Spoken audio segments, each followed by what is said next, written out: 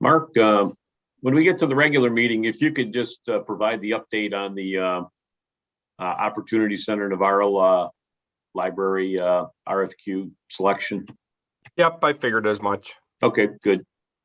Just making sure. So we're live Ready on to go. YouTube and we're recording. Mark, do you need to be a co-host then? I don't think I need to share my screen for anything. Yeah. Okay.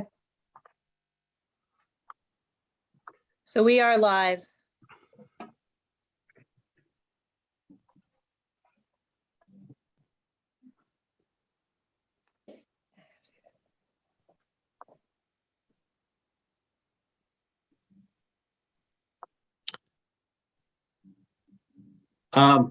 Michelle, if you could make both chiefs and Loretta, panelists, I think we'll probably have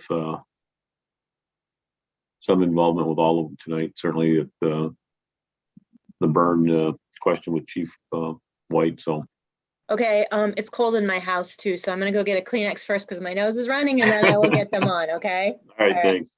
Uh-huh.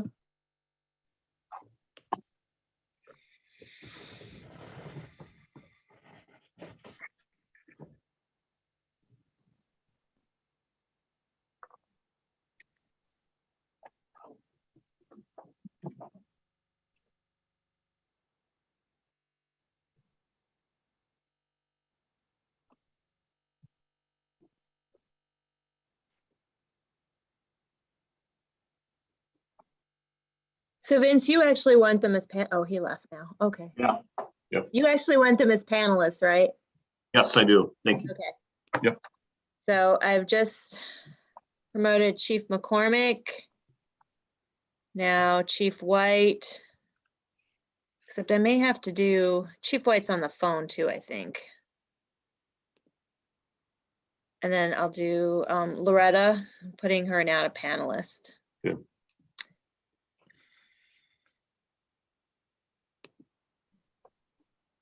Maybe that'll work, I don't know.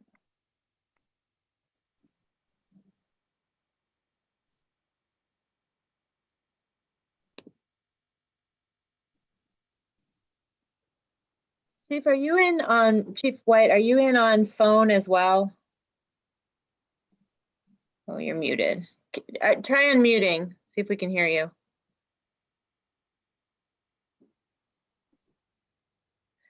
I don't know how to help you with that. Let's see, there. Now try talking. I got it here. It's *6. Okay. *6 to unmute. Okay. Because I moved your phone into allow to talk as well. Okay, I appreciate it. Okay.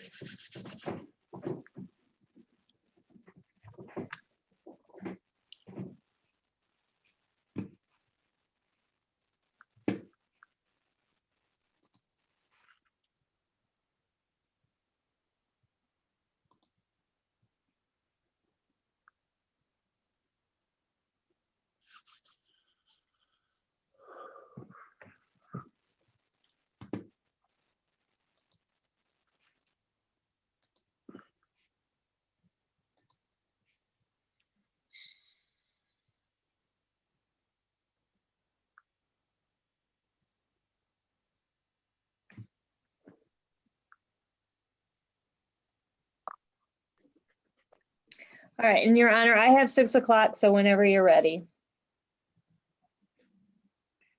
Thank you. If I look correctly, I think we have 6 members of council.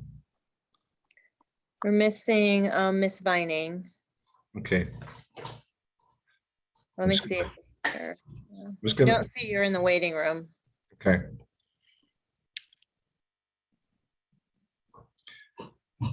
Okay, well, it's 6 o'clock. So at this time, we'll call the city council work session meeting to order. Clerk, please call the roll. And just a reminder to state your location as well. Thank you. Councilperson Vining, Germaini, Here, City of Monroe. Lamore, Present, City of Monroe. Felder, Present in the city of Monroe. Whitman, Here, City of Monroe. Michaelangeli, Present, City of Monroe. Mayor Clark, Present in the city of Monroe. and Clerk Treasurer myself. I'm here in the city of Monroe.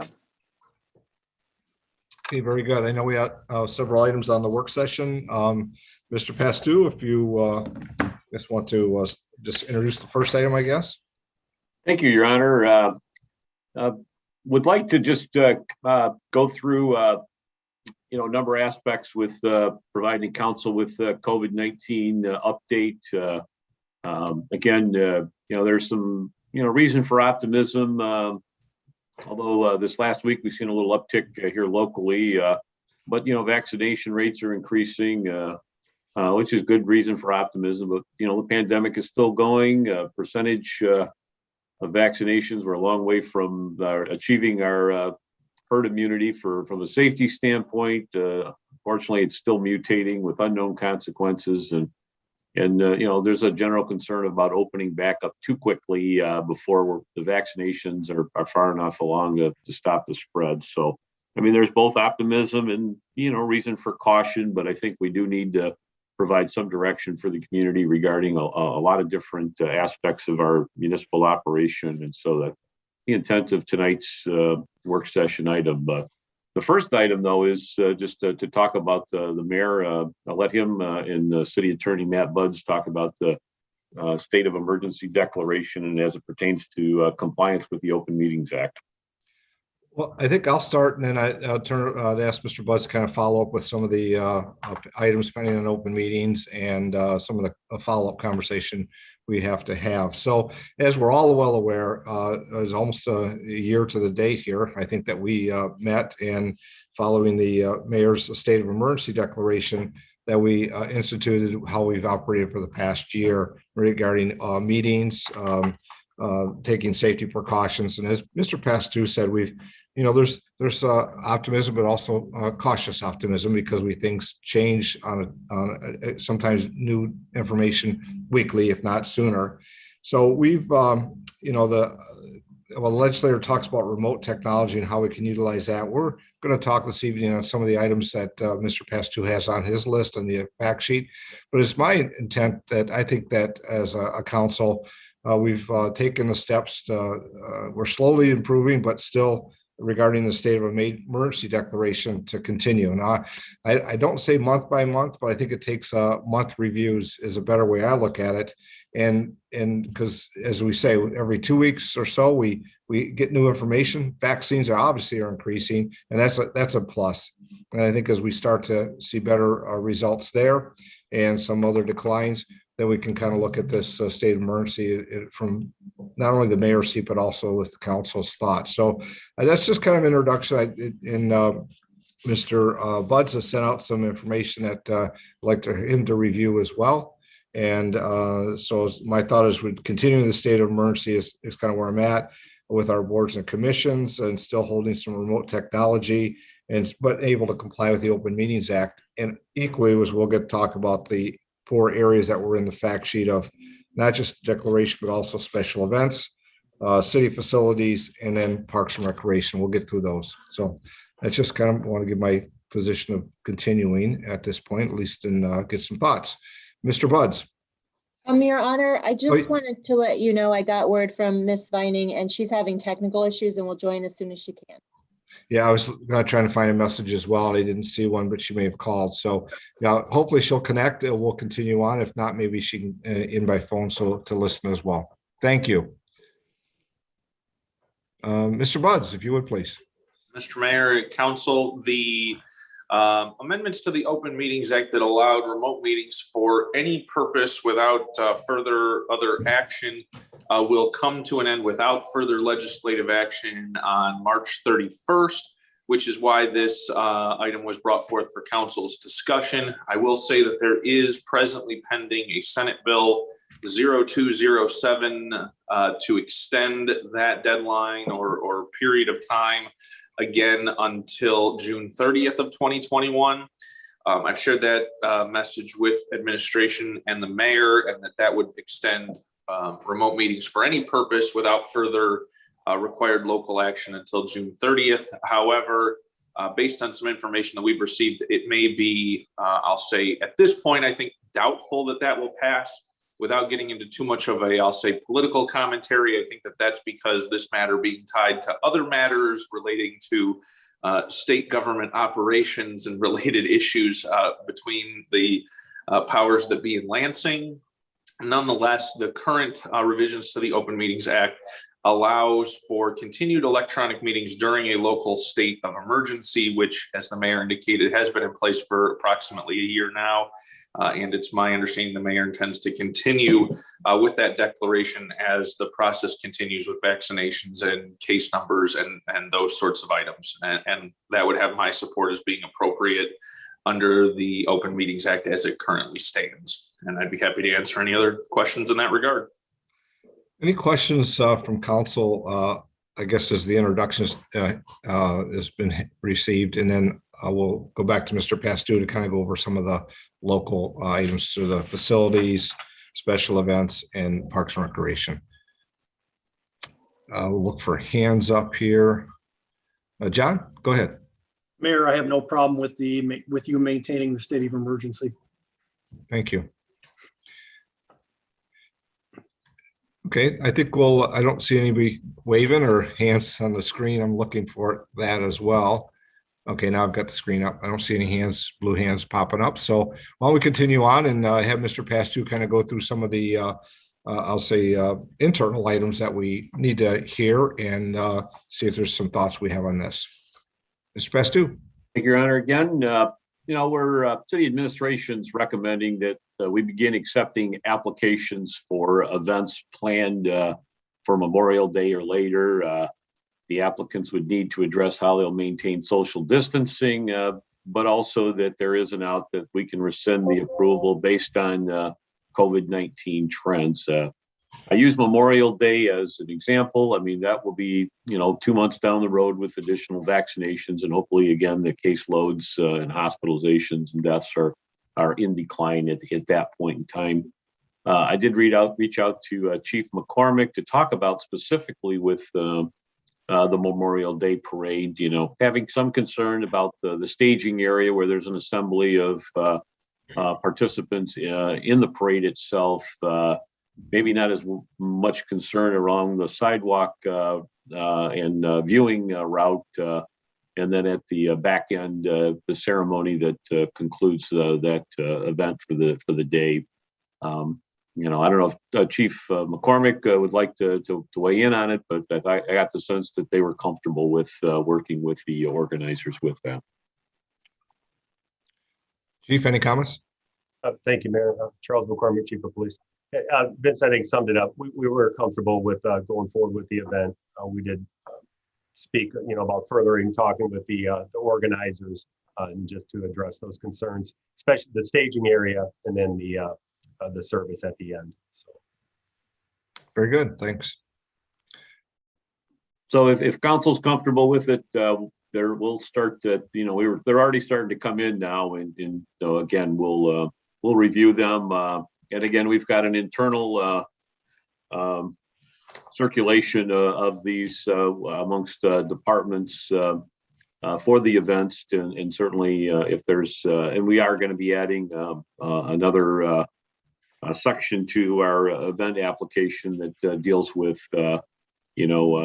maintaining social distancing under the current pandemic. So if there's no concerns with that, we'll move forward with it and just keep you updated if there's any changes.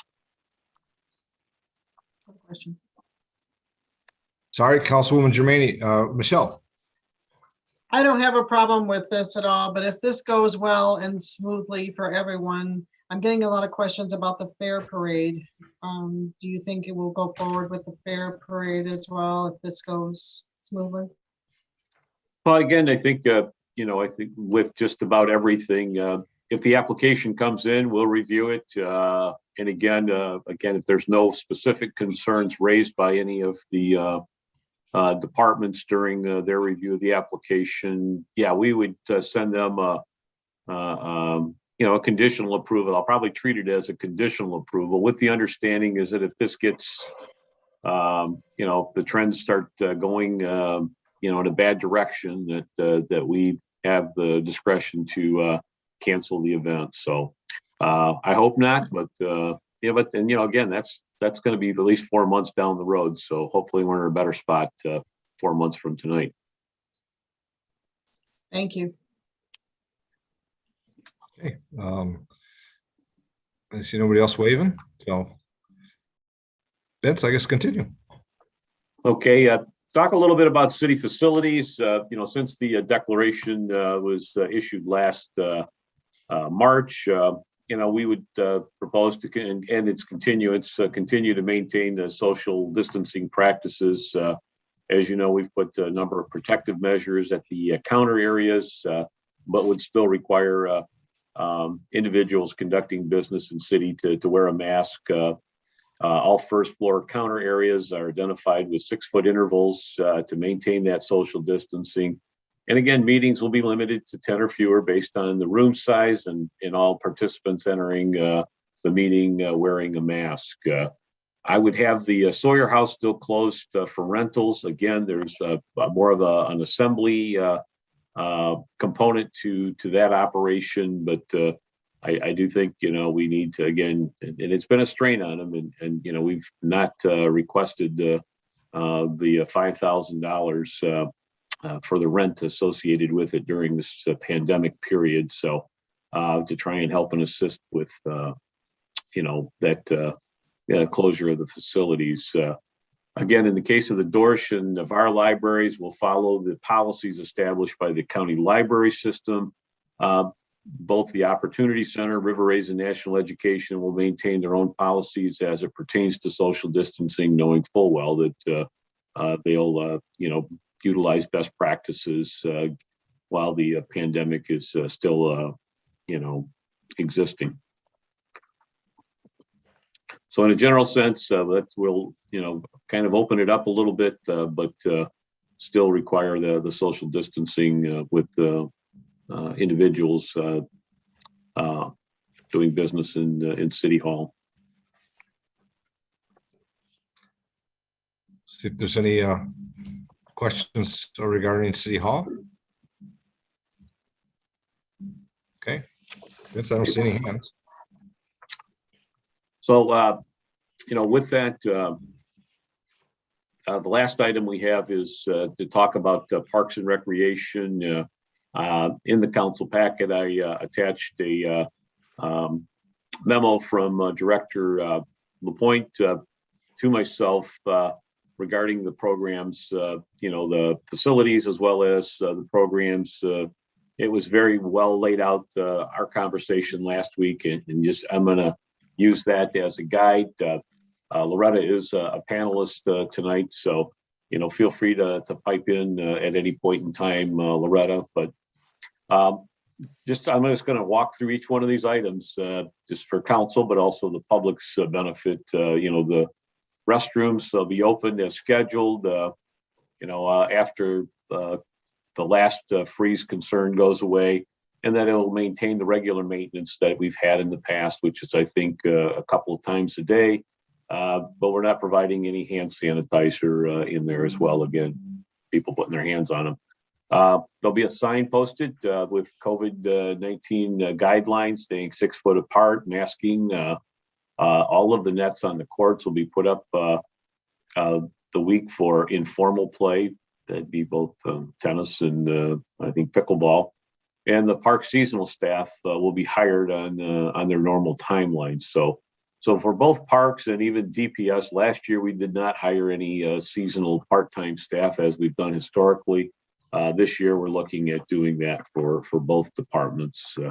I know in the case of the DPS, we suffered a little bit, though, suffered in some areas more than I wish we would have in the landscaping maintenance, but part of the reason for bringing them back is to have the resources that they need to do a good job with that. So any thoughts on the parks themselves before we talk about programs? Items in the park, I don't see any hands or any questions. I think that's, as you said, is some of the items that we've kind of talked about previously when we closed, and as we started implement some, I think how they said in here, just I'll say casual use versus organized use. It seems to be following along those lines. So yes, please continue. Okay. You know, as Loretta identifies, we're not going to be sending out a newsletter this year as we have, but we will utilize Facebook and emailing of past participants. So when feasible, she's indicated league directors will be provided with a mask and hand sanitizer for their use. Registrations will be available online as well as through the mail, and certainly encouraging the drop box. In-person registrations will be discouraged, although we probably will have them on the first floor near where the DPS window is. We've talked about that, Loretta, myself, as well as our recreational programmer and even the DPS staff there at engineering and DPS counter, that would probably be the best place to handle this while the registration period is taking place. Rana, anything you want to add with that before we jump into the other items? No, I think you summarized it really well, Vince. Okay.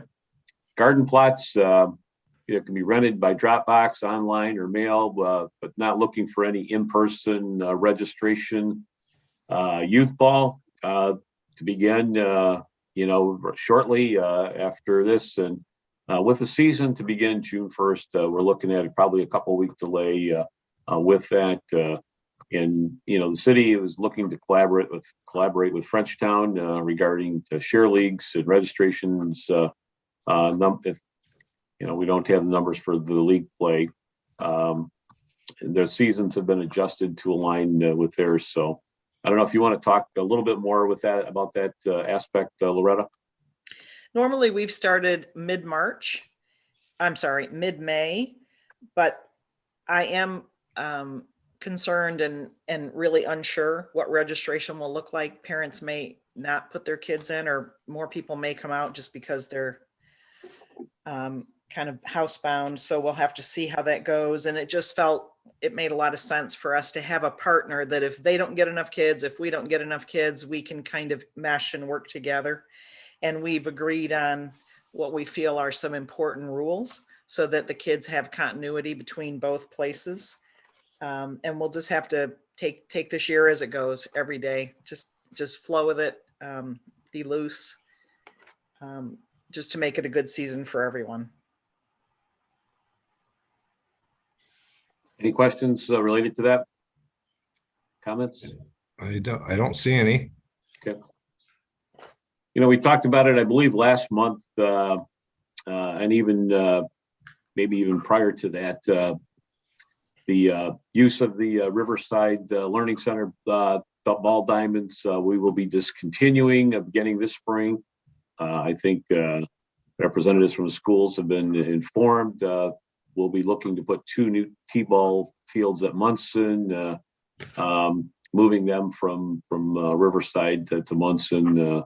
Again, and there is some benefits with parents that we've heard in the past, where trying to be in 2 places at one time with their kids, and so that'll be a benefit. But it also will help from a maintenance standpoint and the utilization of our own staff in not only being able to focus more on Munson Park, but also other park facilities as well, rather than taking up another field for that. So.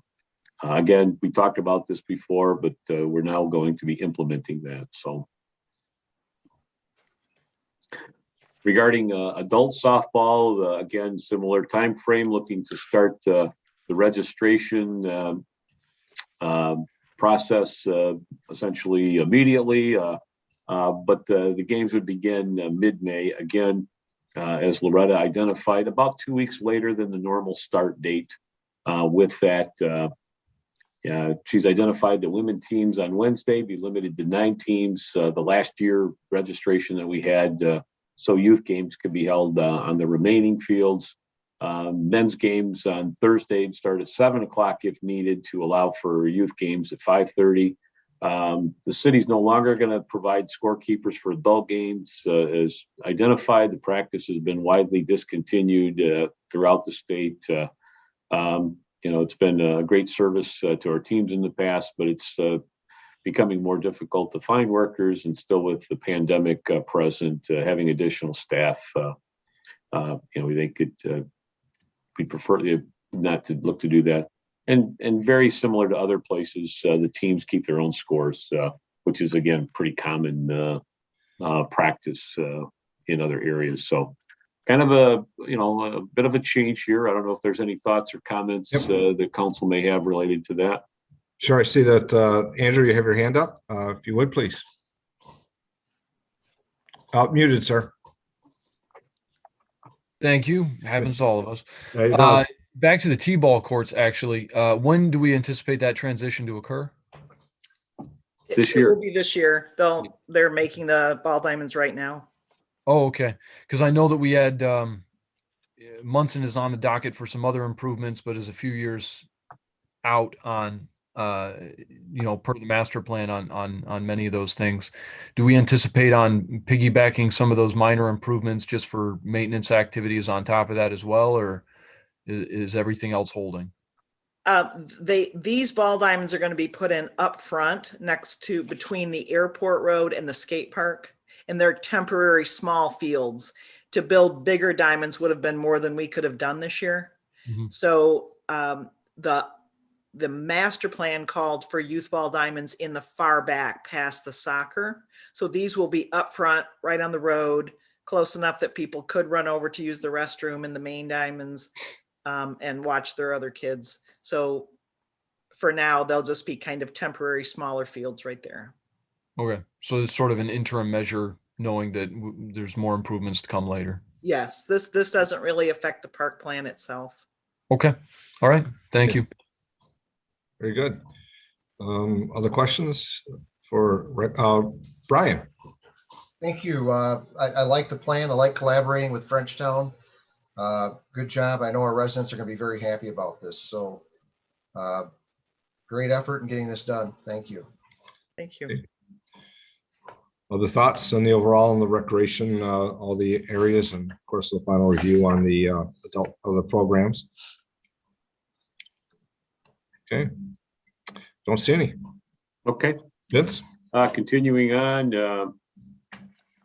again, the out clause will be, look, we can change the programs and restrictions as they move along if it's warranted based on conditions worsening with the pandemic. There wouldn't be any refunds once it starts, and if teams cannot field players for any reason, the game is a forfeit and will not be rescheduled. Loretta has told me in the past is that there's been a lot of games historically that have been rescheduled, and I think to provide some consistency and in scheduling is that again, it's not uncommon for leagues not to allow that so that the season carries on interminably. So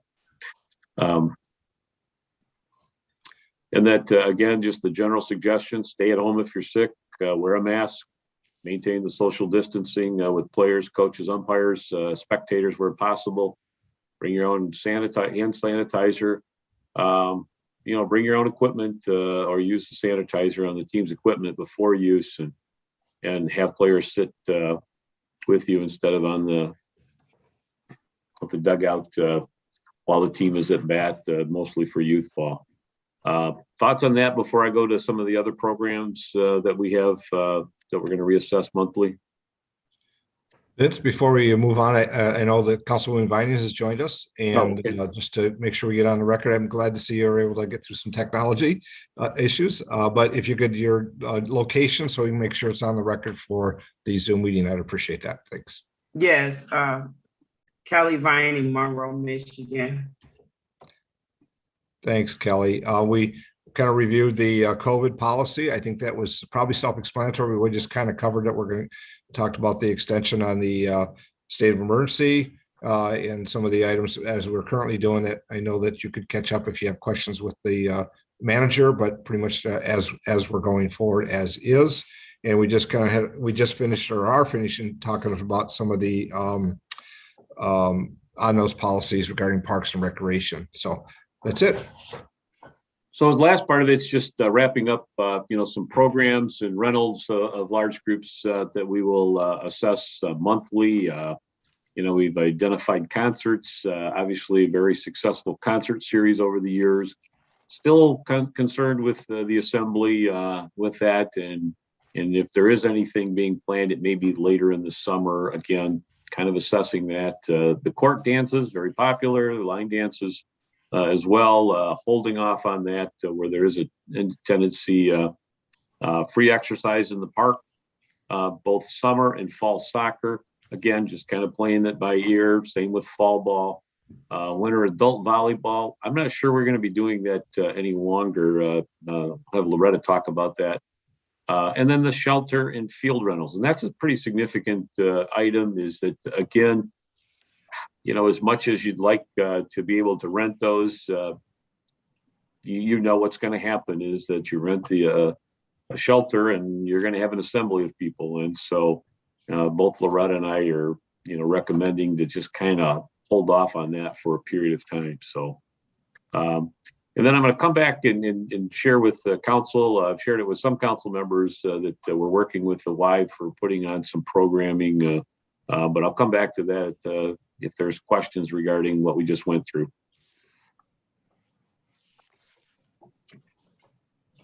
I don't see any hands or any questions at this time. Okay. All right. Well, then the last part of it is just, as I said, we've had, we're kind of looking at transitioning from, as we talked about at our one Saturday work session, I think early February, late March, or late January, early February, looking at, long-term getting less engaged with organized activities, not walking away from it, but, allowing for groups to do a number, to take advantage of recreational opportunities by themselves or in small groups, but also focus on the quality of park maintenance and those type of details.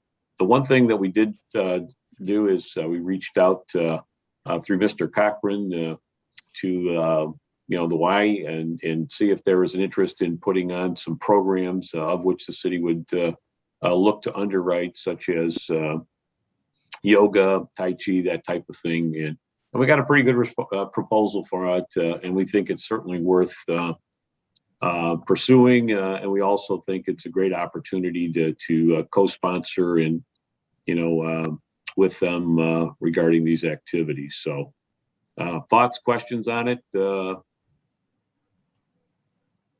I see no hands or questions.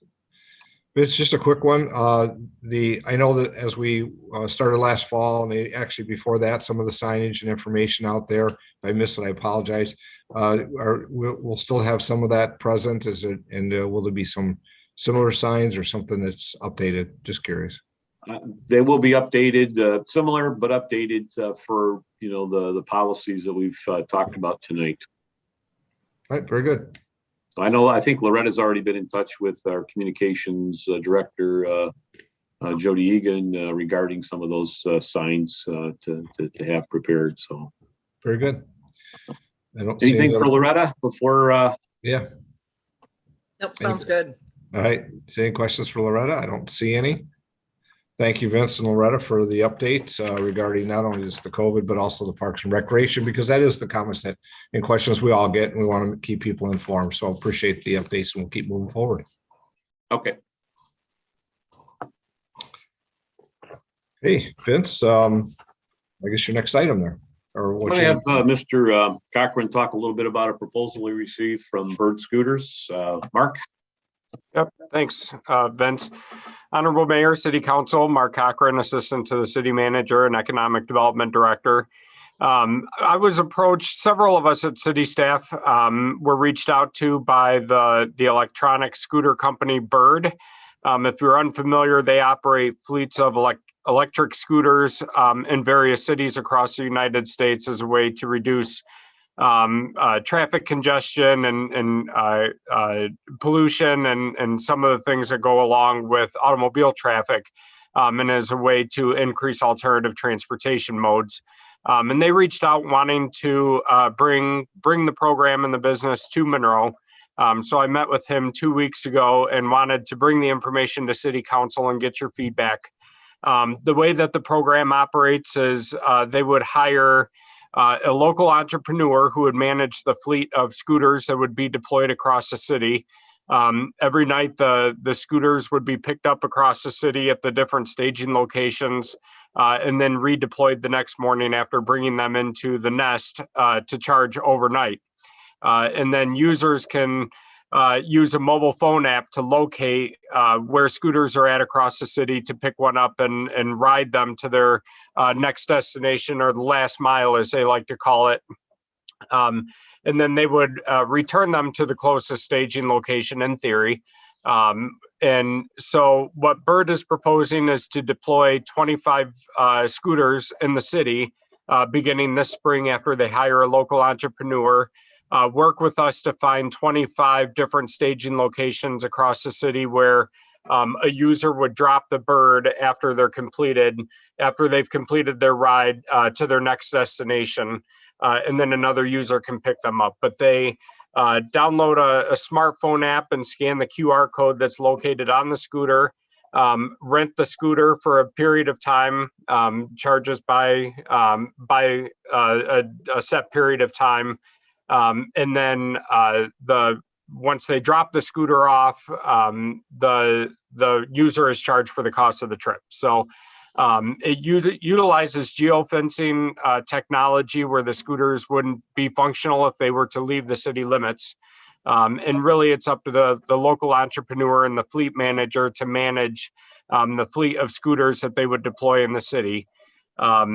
We would work with them if there were instances where scooters begin to get dropped in other locations besides the identified staging locations. So one of the concerns that I brought up is, if you go to other larger cities that have scooter vehicles, they often get dropped in the middle of the sidewalk or dropped in strange random locations, left in inconvenient locations. And Bird has informed me that they've improved their technology where if a user ends up doing something like that and doesn't drop them in the appropriate location, then they face punitive measures. First is on the app, they get a counseling or an education. And then after that, eventually it could lead up to getting banned from using the service if it's repeated offenses. If the city has any issues, we would work those out with the local entrepreneur. But in most cities, they regulate them much the same as they do bicycles. So the way that we don't allow bicycles on downtown sidewalks and in other areas, the Bird scooters would follow much the same model and the rules and the regulations that the user would have to agree to. They are street vehicles, so someone would technically ride them on the street just like bicycles. They're not allowed to be ridden on streets that are above 35 miles an hour. I'm sorry. And the Bird technology that they utilize would actually prohibit them from operating on those streets using GPS locations. So I did attach in the council packet tonight the introductory presentation, as well as a sort of a fact sheet that was provided by Bird, as well as a draft memorandum of understanding. Bird doesn't require that MOU, but many communities like to utilize those as sort of a partnership agreement. And so that was a sample that we could certainly work with them to tweak and customize according to any rules or regulations that we would like added to it. There is no cost to the city. The additional cost would come if we wanted to sort of dress up the bird nests, as they call them. So the different scooter staging locations, if we wanted to add customized signage or pavement markings or things of that sort, that would be our cost. Otherwise, it's just done located via the smartphone app.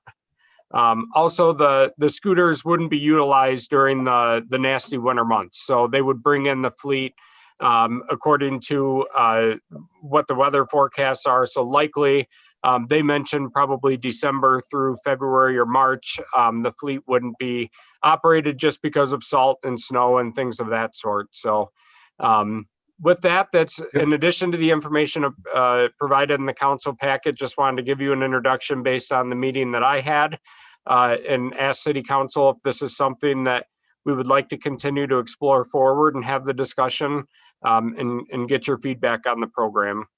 Thanks, Mark, for the review. I think we have some questions, so I'll start with Andrew and then see if there's some others. Thank you, sir. I know that the memo puts forward that these would be regulated like bicycles and so predominantly would be on the streets and off the sidewalks. Do we currently allow bicycles to be on the river walk? Because I anticipate as this is a sort of a traffic reducing measure or makes parking more viable, because part of our parking issue is that parking is separated from the businesses where people want to be, and ways to get from the riverfront lot to the downtown by avoiding Monroe Street is taking the river walk underneath and just coming back up through. And so I'm wondering if they would be able to use that route or if that would be closed off to them. I don't believe that we allow bicycles on the Riverwalk currently. So if we wanted to regulate them in the same manner or provide exceptions, that would have to be something that we would customize and discuss. Okay. So Mark, I noticed in the information, 25 staging locations, and I think they said something like 50 vehicles, but the staging locations, how large or how many do they usually set at a one location? Did he say? I wouldn't think it'd just be 2 because you get out with 4 there or something. Yeah, it fluctuates throughout the day as riders deploy the scooters and ride them to different locations, but typically it would probably be, and the presentation does say 50 scooters to start, but they're discussing 25 to start and then bumping it up as demand increases if we see that. And so it's likely 4 or 5 scooters per staging location, and then they get moved throughout the city throughout the day until they're collected at night. And we would work with them on what the staging locations are, and then they may modify them based on what they see through the GPS patterns of the vehicle. Okay, I know we've probably all the council members have seen them in use in other communities, and there's always the initial learning curve, even as they started in Detroit and in large communities as well, in interacting safely. Brian, you have your hand up, and then I'll go back to Andrew after that. Thank you. Yes, I do have some, not really a concern. I like the idea, and I think it's a fabulous idea. The issue I may have though is them being on the street with other vehicles, how they're going to interact with regular vehicular traffic through our downtown area. Is that going to be problematic for us in terms of potential accidents, lawsuits, etc.?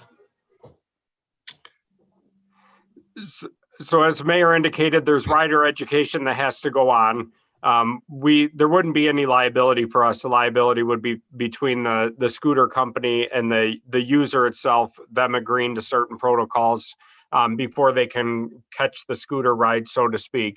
But yeah, I mean, that is a concern how vehicles share the roadway with scooters, much like they do bicycles. Right. Part of that education goes with the public and informational campaign, so to speak, to let people know you're going to see them on the streets if it's something that moves forward. Andrew, I'm not sure if you raised your hand again or if it was before, but go ahead, sir. Yeah, a separate item, and I'm scrambling through the memorandum of understanding that we had drafted with them. In the event that this, I wish them the best. I hope they make bunches of money, and I hope this is a very successful program. In the event that it isn't, and we have these 25 locations spread across the city, if it's not financially viable for them to continue operations, is it their responsibility to take out the infrastructure? Yeah, there's no infrastructure. The infrastructure is located at the entrepreneur's home. And that's where the entrepreneur would collect them every night and take them back to their home or their garage and charge them until they're deployed at night. So, and just for clarification, that's just a sample MOU that was provided by Bird. We haven't begun to negotiate anything or customize anything yet. So at the 25 locations, there's no physical infrastructure there, like a bike stand or anything? Nope, because the scooters stand up on their own unless we want to install something additionally, and then that would be the responsibility of the city. Okay, thank you. Yeah, Andrew, that's a good question, because if you look at some that might have those where they stand on their own, some will have the little docking where you can just put the tire in and stuff. I've seen those in the communities as well, but this appears to be starting as a, standalone along the side, and they kind of go from there. Other questions, other thoughts? Michelle Germaini. Thank you. I was going to ask about the standalone and the racks as well. I've seen them in larger cities, and I think they're a great idea. If one were to end up in a river, or several ended up in the river, who is responsible for cleaning that up? They or us? Yeah, technically, that's the company's responsibility to retrieve the scooters. And again, if one does end up into the river, they can trace back who the last rider was or who was responsible for that. And that's where the punitive measures would come in place too. So I just made a thought, as you said, about the city boundaries, and as we all know, our boundaries are, and with the townships are crossing in certain areas. It's not something I believe you'll see on, well, couldn't on Telegraph because of the speed limit, but yet it could in the secondary streets there as well to get through, Huber or Bentley or what it might be. That said, I'm sure there's some ways to program that, to know that the jurisdiction has breaks in it around our community and with others, even with Monroe Township as well. I don't think that's going to be a problem. I think it's something that can be simply programmed. Yeah, that's something that I mentioned to the company, the wonkiness at times of our city boundaries and our city limits. And that's something that we would work with them on to make sure that, to get to one area of the city, if you have to go through another municipality, like another parcel, that they would still operate and work. Yeah, this is an alternative for those that may not have a ride or need a ride and be able to get in a place for some items. Kelly, your comments, please. Yeah, I was just gonna say, I think it would be pretty popular if they staged it right, had the scooters in the right areas. I was thinking parks and places like that. I think it could be popular. I like the idea. If I may, Your Honor, one of the things that I hearken back was the National Citizen Survey that we completed a few years ago that we're due to update this year or next year, is that we were higher than the national average for residents who like to use alternative modes of transportation, walking, biking, things of that sort. And this would be another complementary vehicle method for that option.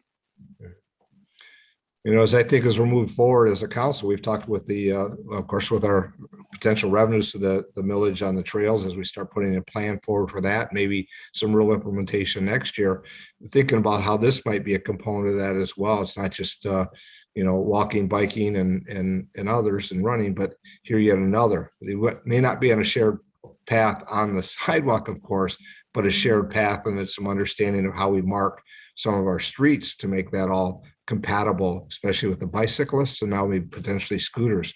And I think we could help that as well. Hi, Brian, I see you have your hand up. Go ahead. Yes, did they give you any indication as to what they were going to charge per minute on these things, or is that something that we're going to find out later on? That wasn't included in the packet of information. I know it's pretty minimal, but I can't recall what the cost is off the top of my head, but I can get that information. Thank you. I recall there's one line that said it was $1 startup, and then that would be figures from there. But that's a good question. I don't have it past that. I didn't see. Thanks, Mark. I'm sorry, Mayor. No, go ahead. Go ahead. One detail that I forgot is they do max out at 15 miles an hour, which is typically about the speed of a bicycle at going at a very fast rate. So while they're allowed on streets that go up to 35 miles an hour, the scooter themselves do not go 35 miles an hour. That's a good thing. Other questions? I don't see hands up, but I'll. Okay. So from administration's perspective, is council okay pursuing this further? I've heard positive comments. I see shaking heads. Yes, I think it's something that merits further review and looking at implementation. I see Chief McCormick's here as well. And I know from his position, maybe if he has any comments as well. Thank you, Mayor. I just didn't get a chance to look at it like I wanted to. There was another item on the agenda here that kind of steered my attention that way, but I'd like to look into it more. Yeah. Yeah, I think that was the thing I was going to mention, is that certainly we've got aspects with public safety as well as DPS and engineering that we need to engage them in continuing to review this further. So great. Paul, I see you raise your hand there. Go ahead. Yes, I was wondering about in the winter. So they bring the fleet in during the winter time, during the inclement weather months. Okay, was my curiosity. They're not 4-wheel drive. Yeah. Or have seat belts or anything like that. All right. Vince, I think that's probably some direction there, and look forward to how we can maybe look at this and for great use in the city. All right, sounds good. We'll follow up on it from administrative end. So thank you. Yep. What are your next items? Yeah, next item is the discussion regarding an update of our fire code. The first part is fairly straightforward with adopting by reference the 2018 commercial international fire code. And then the city attorney structured that these would amend automatically as new versions are released in the future, but and it's typically every 3 years. The other part that we want to go into some detail tonight is talking about the open burn. I know that a lot of us have had some contact and questions regarding what we can do, why don't we do this, and so the city attorney with Chief White, Lieutenant Ford, myself, Mr. Cochran, and I talked a little bit about this here a couple weeks ago, and the city attorneys put together a draft that would have to go hand in hand with the update of the fire code. And I will tell you, the intent is to kind of go through it, section by section, because each, city attorney and I were talking a little bit on it last Thursday, and to be honest with you, every section that's in that proposed ordinance needs some explanation with that. And so I'd kind of like to spend a little time. I'm going to look to, Chief White is obviously on as a panelist, and he can pipe in at any point in time. But if I can just start with the city attorney and just kind of have him walk through the aspects of it, the proposed ordinance to one, gain an understanding, and then really try and on the back end get council's feedback with that. So right, and philosophy of potential use, and then also through the fire and public safety of managing as well from that aspect. So Matt, please go ahead. All right, Mayor and Council, as Vince indicated, this is an ordinance that is at least designed to open the door potentially, if passed, to the idea of what I'll call recreational fires. We've also referred to portable outdoor fireplaces in this draft ordinance. Essentially, the idea is to balance the, I'll say, fire protection with the desire for outdoor recreation, and to try to put that in at least a way that there's room for discussion about what makes sense. And so that's sort of the purpose in the applicability section, that says what we're really talking about is not necessarily your outdoor cooking. It's not, things that we're doing for generating heat. What we're really talking about is kind of the outdoor, fireplace with, I'll say, natural wood source of your fire there. I'll say a few of the things that are important in the definitions, and we'll talk a little bit more. I think probably the biggest open question that we had as we worked our way through was, is what we would call a campfire permissible or not permissible in a variety of settings? And I'll leave that for potential future discussion, but campfire is a small outdoor fire intended for recreation, and we'll talk about limitations that we had talked about being in place on that as well. With all of these, the idea is that this would be clean wood, not painted, not varnished, not, as you'll see below, construction or demolition waste. We're really talking about getting seasoned firewood and having a backyard fire is sort of the idea here. There will be certain things that will be within the discretion of the fire chief as we talk about. Again, open burning, meaning a fire or kindling where fire and the products of combustion are emitted directly into the air. So again, that's kind of what we're talking about here in different characteristics. We also talk about outdoor burning occurring primarily in portable outdoor fireplaces, which in working with the chief and the others at the fire department, the idea was that a portable outdoor fireplace would be a UL listed or certified chimney, patio warmer, or other portable wood burning device that would have to be used in accordance with the manufacturer's recommendations for outdoor recreation or heating, located at the site of a single family detached residence. And so that's, I'll say, something that I wanted to point out as far as how we were defining the locations and the types of fires that we were talking about in that regard. Something that's going to be generally prohibited is the burning of any refuse, which we talked about being waste material, unseasoned logs, leaves, stumps, grass clippings. I think what everybody had in mind to avoid there is the idea of dumping a bunch of wet grass on an open fire and causing a big, smoke pile into your neighbor's yard, basically. We have a section in the ordinance about prescribed burns with the idea that that could be something that is possible and has occurred in the past in the city as well, and just some process and some possibility of costs being passed along for the cost of, I'll say, fire observation of that prescribed burn. We, in the way that the ordinance was drafted this before you, talks about no use of campfires except within a metal ring no greater than 3 feet wide with a log pile of no greater than 2 feet in height. And the way that this is drafted before you, that it would have to be within the any state licensed campground. I will say there was internal discussion with those in the administration, myself and the fire department about could campfires be permitted in other circumstances, such as single family detached residence, if we had certain limitations on it, and I'll leave that for future discussion. We did say that for any portable outdoor fireplaces, they have to be used in accordance with a number of provisions, that they won't be for refuse, only for clean wood, would not be on any decks or patios made of wood or other combustible materials, and would be 15 feet from any structure or other combustible material, and shall not cause a nuisance to neighbors. I'll confess that's probably the area where I'm most concerned. It's difficult to judge what's a nice campfire to one neighbor that might be a nuisance smoke bomb to other neighbors. And so I leave that as one that is a difficult analysis to make, and is something I'll say for council to weigh as they put this possibility into place. There's a provision on fire suppression training, which would obviously just be some rules for the fire department to follow regarding their training efforts.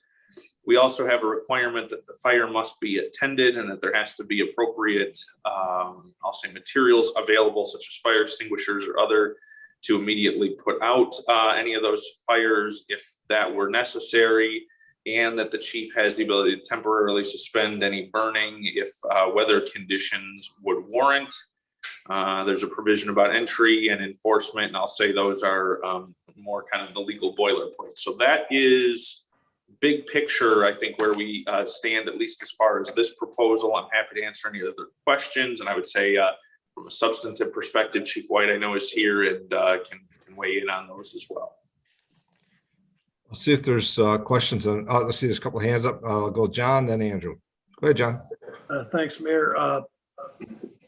Matt, when I look through the ordinance, I think to be specific regarding campground or campfires, section 346-9, we should reference a license from the state of Michigan for operation based on or pursuant to Part 125 of Act 368 of 1978. That's the MDEQ or Eagle Camp and Recreational Vehicle Licensing Act that everybody's got to get licensed under. The other comment I have is under the section 346-12B, where it says when weather conditions warrant, the fire chief may temporarily suspend any burning.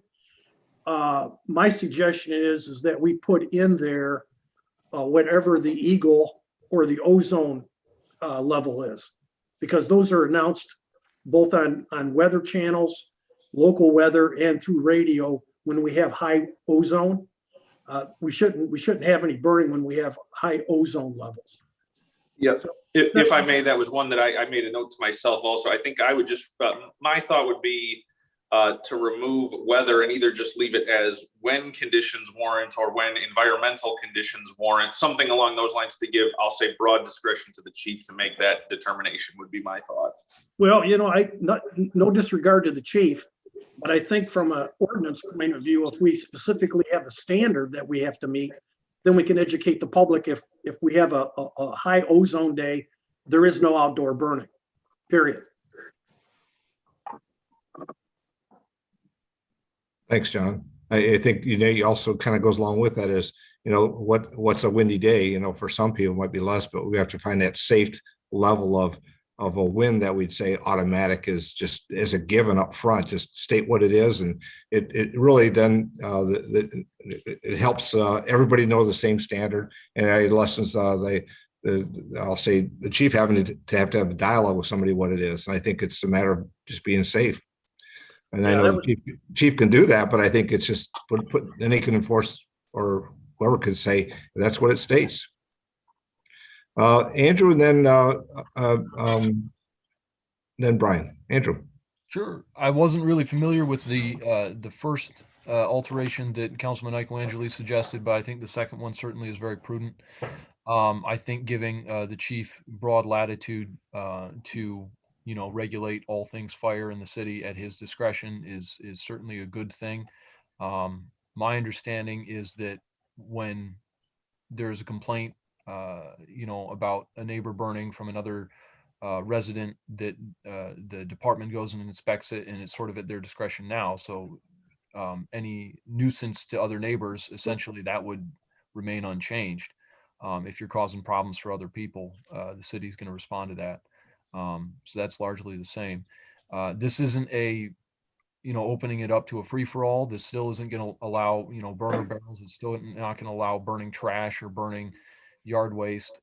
This isn't going to allow bonfires.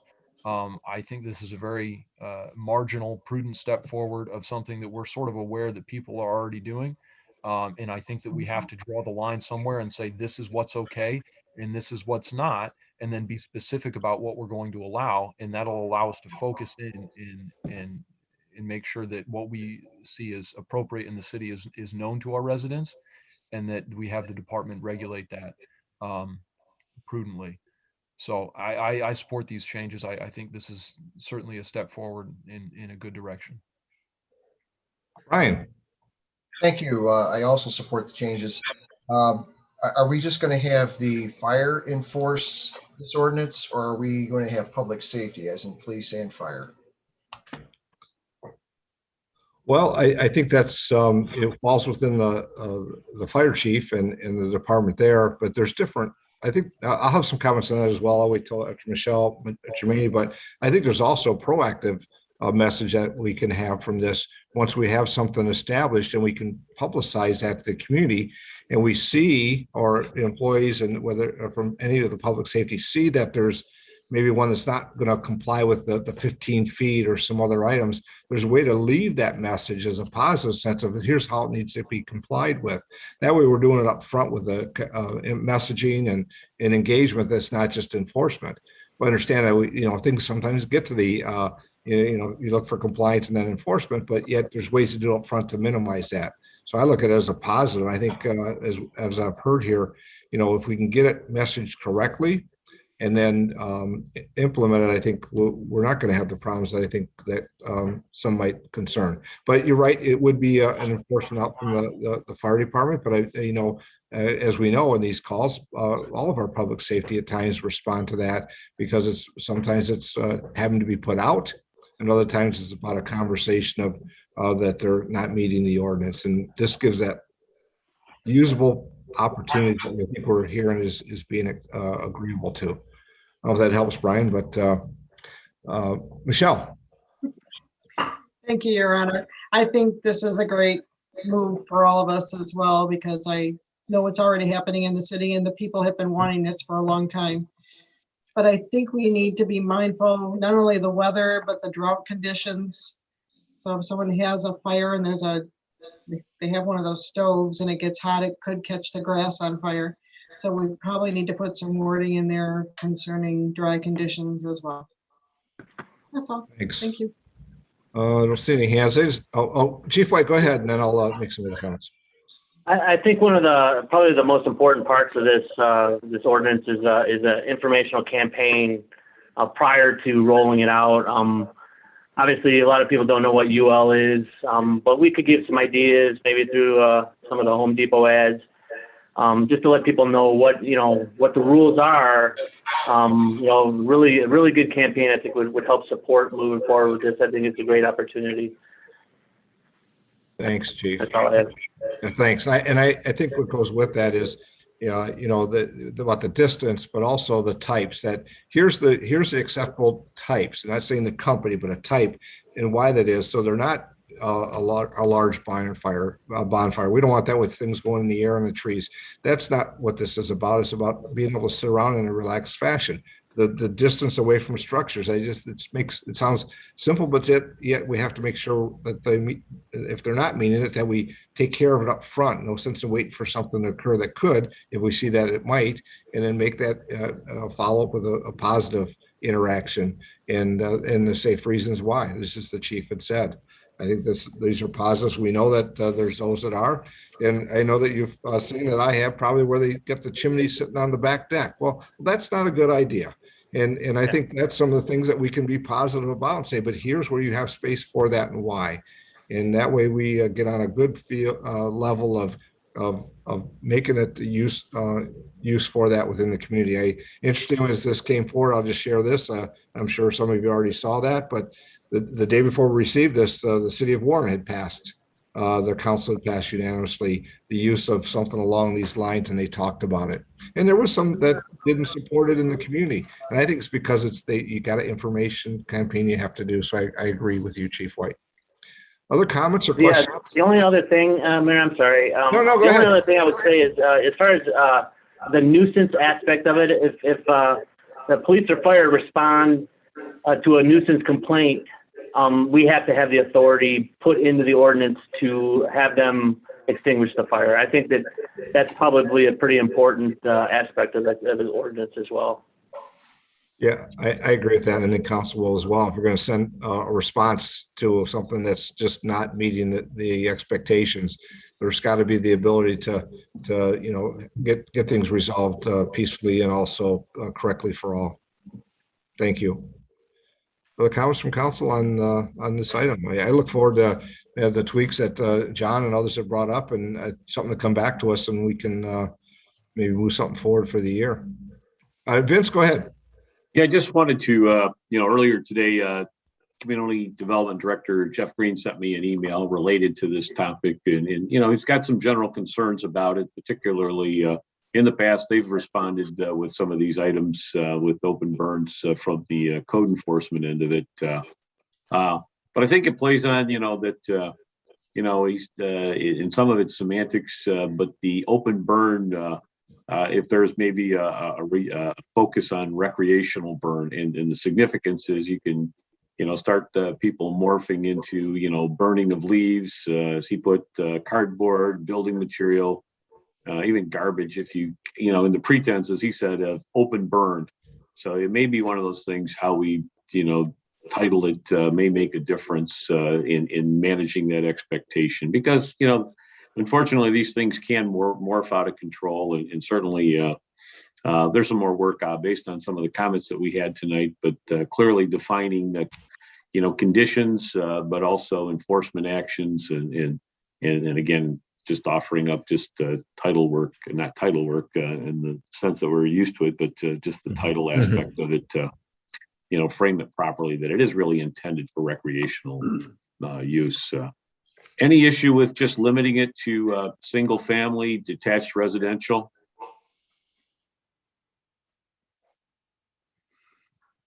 Okay. obviously. John? I would say, yeah. And the only reason why I would say yes is that if you're in a multifamily apartment and you have a couple of people that have their own portable outdoor fireplaces, it could be an issue with some of the tenants that maybe have asthma or COPD or some of the other ailments.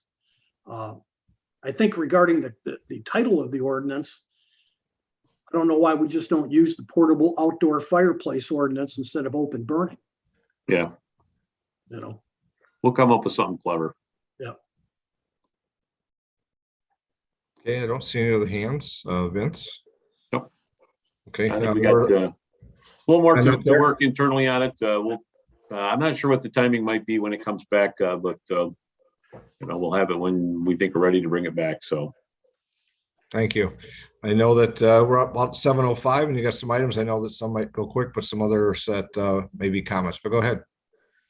Okay, Next item I have is there's just a discussion of used ambulance for emergency transport. It's an item that we put into the capital improvements program, but clearly, as we discussed at that time, need for additional discussion before considering a purchase. As you know, there's been a unit available with roughly 5 years old, less approximately 50,000 in the city of Wayne.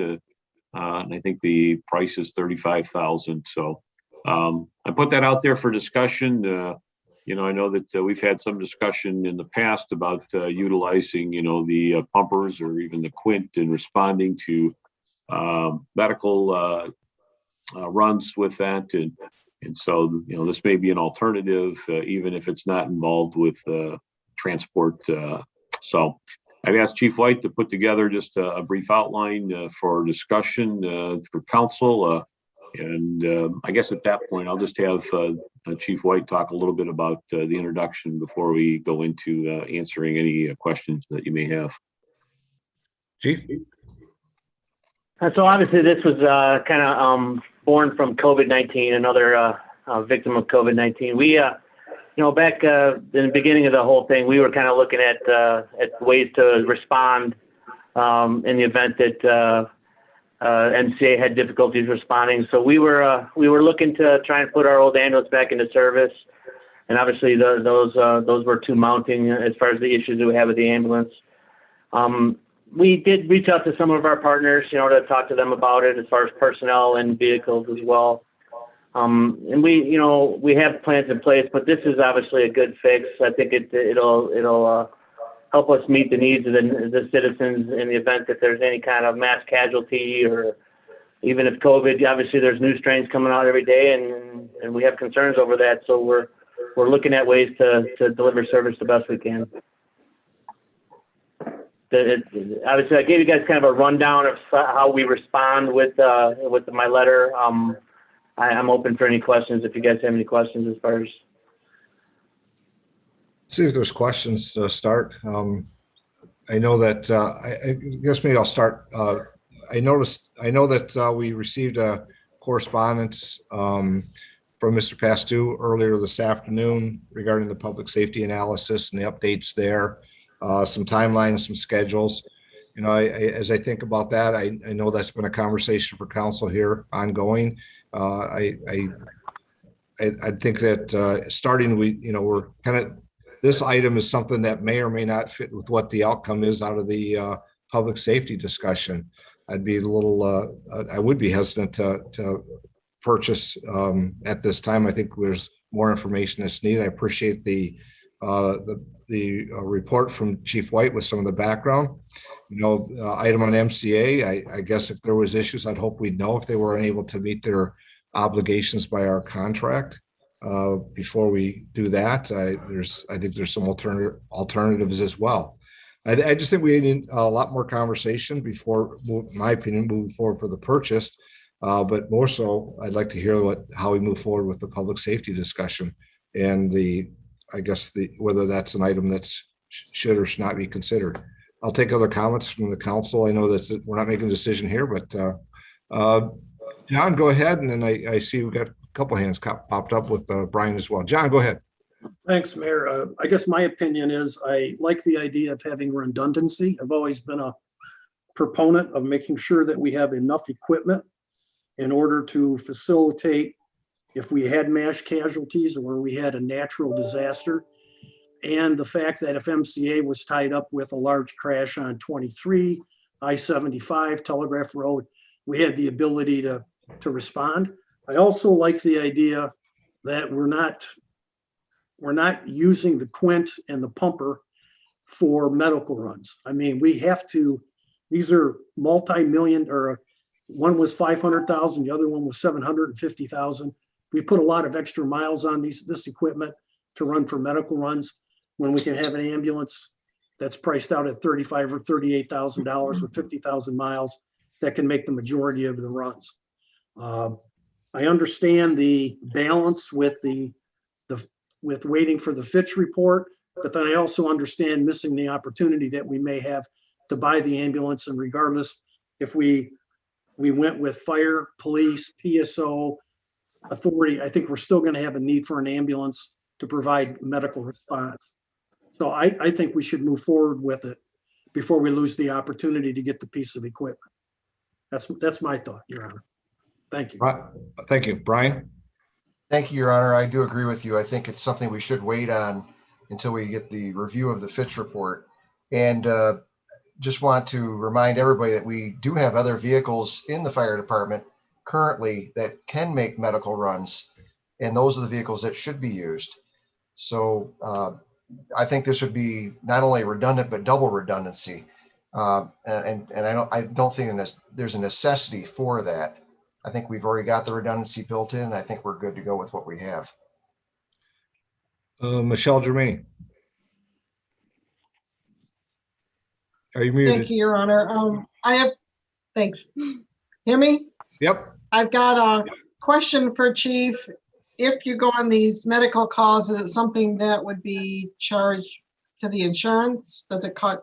Do we get any revenue from this? Yes, there is a billing. If we did end up transporting the patient, there would be a billing process put in place. And just to go off of Mr. Lamore's, we do currently run the echo unit at 6 personnel. Currently, we already have that in place. But yes, there would be billing for it.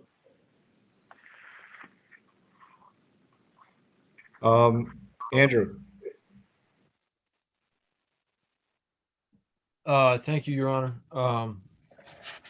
Couple of things regarding the point that the public safety discussion should take place and reach a decision on council before we move forward. I absolutely agree with that. I'm sort of flustered as to how it's taken us this long to have that conversation. I'm ready to move forward, whenever we get the data back that's necessary. I thought we were going to get the data back in the first report that we did. I don't think that it was anticipated that we were going to have to do multiple studies to be able to make a determination. When we got to the end of the first study, what we were told is that we needed to make a determination, and we still haven't done that.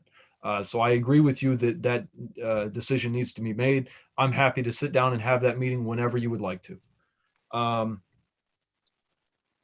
I think that the increase in capacity to transport is certainly a good thing. I think that it's a very clear and tangible increase in the service that we're able to provide our community.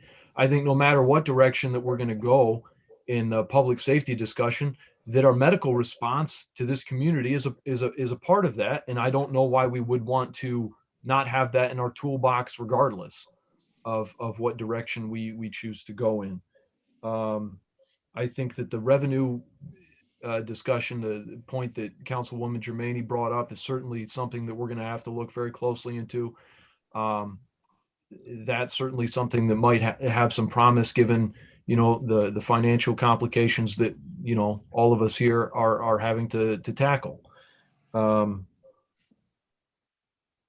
certainly the reduction of miles, that's an advantage as well. I don't know if we need any more advantages. I think the cost is very marginal, and I think the benefit, the increase in capacity and capability, and the services, the new services that are brought to our community and provided to our community are very real and very tangible. So I would very much like to move forward in that direction. I think the cost is I think we're getting this thing for a song, honestly. Okay, I got some more hands. I got a follow up to that, but I'll go to Kelly first. Kelly, go ahead.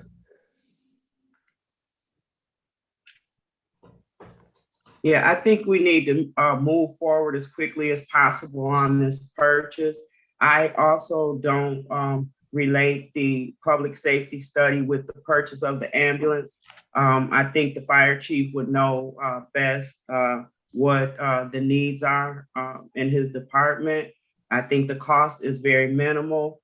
I don't even know why we're here having this conversation when this came up in the capital improvements, and I thought we had generally accepted that we wanted to purchase this ambulance. I might be mistaken. Other communities, even with the Fitch conversation, if I'm recalling correctly, he's, when Mr. Guarmo talked about the transporting of patients, he mentioned at one point that, if we see other communities moving in that direction, then maybe we could reconsider. That was his recommendation. I always thought we should do transporting, but I've seen that Frenchtown has an ambulance and they do transport. And I don't want to get too deep into the public safety conversation that we hopefully will be having very soon. But I just think that these are two separate things, and the cost, as others have said, is very minimal. And I just like to ask the chief, are there any time restraints on that cost or on the purchase of the vehicle? And I just want to make it clear that I think that the council needs to move forward with this purchase. And I personally don't like the fact that we're here at a work session, even having the conversation. If the chief sees that, states that there's a need, that's all I have to say. And I was wondering if there were time constraints on this. Sure, Chief. Why is there time schedule? There is. They're actively trying to sell the ambulance, and they're, obviously, they're going to take the first offer. So, the first interested party. The chief of Wayne, I believe, gets a new vehicle if he sells this one. So he's probably trying to get himself a new vehicle. But yes, there is time constraints. Okay, so before we go second round, and we're getting close to time, but I think everybody should have a second round. I think it is very appropriate to have this conversation here today, because while it wasn't capital improvements, as I said, I passed the capital improvements because one item needed more discussion, but I wasn't going to withhold passing all the important capital improvement items.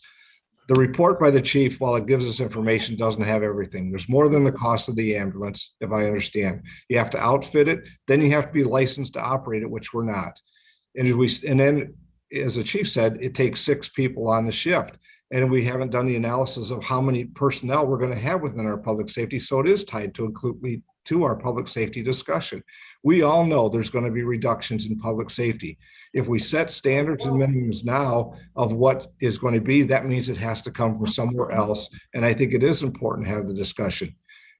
MCA is free. The service from MCA and transport is free. If we need more transport, we should also be discussing and analyzing of hiring potentially an MCA vehicle for the high period times of response, which would be cost less than what this is going to cost in the long run. And if we start to take transports and take revenue from that, MCA and their contract is going to look at us and say, wait a minute, we're at the margins that we can to operate. And if you start to undercut that, then what if MCA then wants to have a contract that's going to have a cost or not provide service? It only continues to escalate, in my view, because we haven't had the discussion and we don't know what the outcome is going to be. And it's not just tied to public safety. It's going to tie to personnel, and it's going to tie to functions that we're not sure what's going to be and how many personnel we may end up with in public safety. That's why I think it's important. Vince has his hand up. I know Chief McCormick. We haven't even talked about, who else might have been reached. I don't know, Chief, if we've talked to MCA to see if there was any issues. And I don't know if that's been discussed. We can't prepare for the extreme occurrence. If that's the case, we'd have everything at the extreme. We'd have sewer lines that are 20 feet instead of 12 feet or 8 feet. We'd have every officer that be trained in certain criteria of specialties that aren't needed on a day-to-day basis. And I think MCA has the region, the multiple uses, and have responded. But that's the stuff we have to have a conversation about, my opinion. Vince, and I know that you may have something, and again, I want to remind. So go ahead. Yeah, I want to remind everybody that this was, the discussion was having this available in the event that there's an emergency transport. I think we're jumping a little bit ahead, that this is going to be a full commitment to transport. I did talk with MCA. There are times where, in the past that they could get jammed up again with, situations for, multiple accidents and what have you. But at the same time, you have to ask the question, when is those circumstances? And, if you're there and talking with them is, okay, if the patient is stabilized and you can wait a few more minutes, why transport? We'll be there, that type of thing. And that's clearly what I would think I'd want to put together in a resolution under, what circumstances would define this emergency transport. And, at the same time, discussion about the billing, I don't want to get into us doing the billing, to be honest with you. I'd prefer if there's a situation where there's a mutual understanding with MCA with this emergency transport, and they do the billing and then we get reimbursed, and something simple like there's those kind of details that would have to be, I think, contained in a resolution that outlines what that use would be, and some of those details. In agreements, there's time on task, and if we have an agreement, we're going to have to potentially support other in this agreement of transports in relation to other locations, and then we have to consider backfill. Those are the items that I think are missing within this report and making this decision. Chief McCormick, and I'm going to go across the last three. We've got about 5 minutes. Thank you, Mayor. When I received the fire chief's memo on Thursday, I reached out to MCA, met with their leadership the next day for about an hour. As far as the COVID concerns, their business as usual at this point, certainly with more heightened PPE use and the likes. But even during the height of this, service was never interrupted. So I don't quite see that. It has to be taken in concept of this operational study from Fitch. The optics alone, it causes issues with this. And you don't even have to go far in the study. On page 2, it says that we have too many resources on medical calls. And that's just not the one officer we were sending, which we remedied that through the study. We don't have officers going on every single medical call, only select few calls. So it has to be taken in a totality. We can't have these decisions made simply at the firehouse because they affect our resources. If we have people time on task, like the mayor talked to, on other assignments, we're the supplemental services for them, right? So that does put more onus and more an exposure that we're now involved in a fire operation. So it has to be looked at big picture. To me, it's like we're going out shopping for wheels and I don't even know what kind of car I have yet. So I have to disagree with some of the comments. John. Your Honor, I think everybody's kind of blowing this out of context. The Fitch report, when they talked about redundancy and too many resources, they were talking about too many people that were responding to an accident. They didn't talk about equipment. I'm talking that we run around 3,400 emergency calls a year, and we're using the Quint and the pumper to run those calls when we should be running an ambulance, which reduces the wear and tear on pieces of equipment that should have a 15 or 20 year useful life. And in the event that MCA cannot respond or they're tied up, we have the capability to put somebody in a transport and take them to the hospital. How many times that'll happen? I don't know. But I know that throughout this conversation, there's this underlying theme between police and fire and a PSO department. It still raises its head on every conversation we have. The bottom line is we have an opportunity to buy a piece of equipment for $38,000 that'll be used on our medical runs that will save the wear and tear on our expensive equipment. The other question I have for the chief is, Chief White, do we have a license to transport? Currently, we don't. We have licensed ALS engines right now, and the Echo unit is licensed as ALS vehicles. And it would just be a matter of updating or applying for a license through the state for the ambulance. Both Frenchtown and Bedford are currently doing that. They both are currently supplementing MCA's response with a licensed ALS transporting unit. Okay, the other question I have is, do we have any piece of equipment that if we had to transport, we could transport a patient to the hospital? We do not at this time. That's the point. It's the redundancy. We do not have that type of equipment for a fire. As a matter of fact, we're the only department that doesn't have the ability to transport. I believe there might be one other in the county, but we're the only department in the county that does not have the ability to transport patients to the hospital. Well, I'm going to move forward because we got about 4 minutes and I don't want to give council members 1 minute at least. John, I understand your position. There's other ways to get that done, in my opinion. Brian, and then we'll move forward. Thank you. I agree with you, Mayor. There are other ways to move this forward, and it is more than just $38,000. It's not just that simple. There is a lot of training to be done, licensures, a lot of different things that have to be considered before we can even think about doing something like this. So it's not just $35,000. It's more than that. And I think the public deserves to know exactly what that figure is. Very good. Michelle Germaini. Thank you, Your Honor.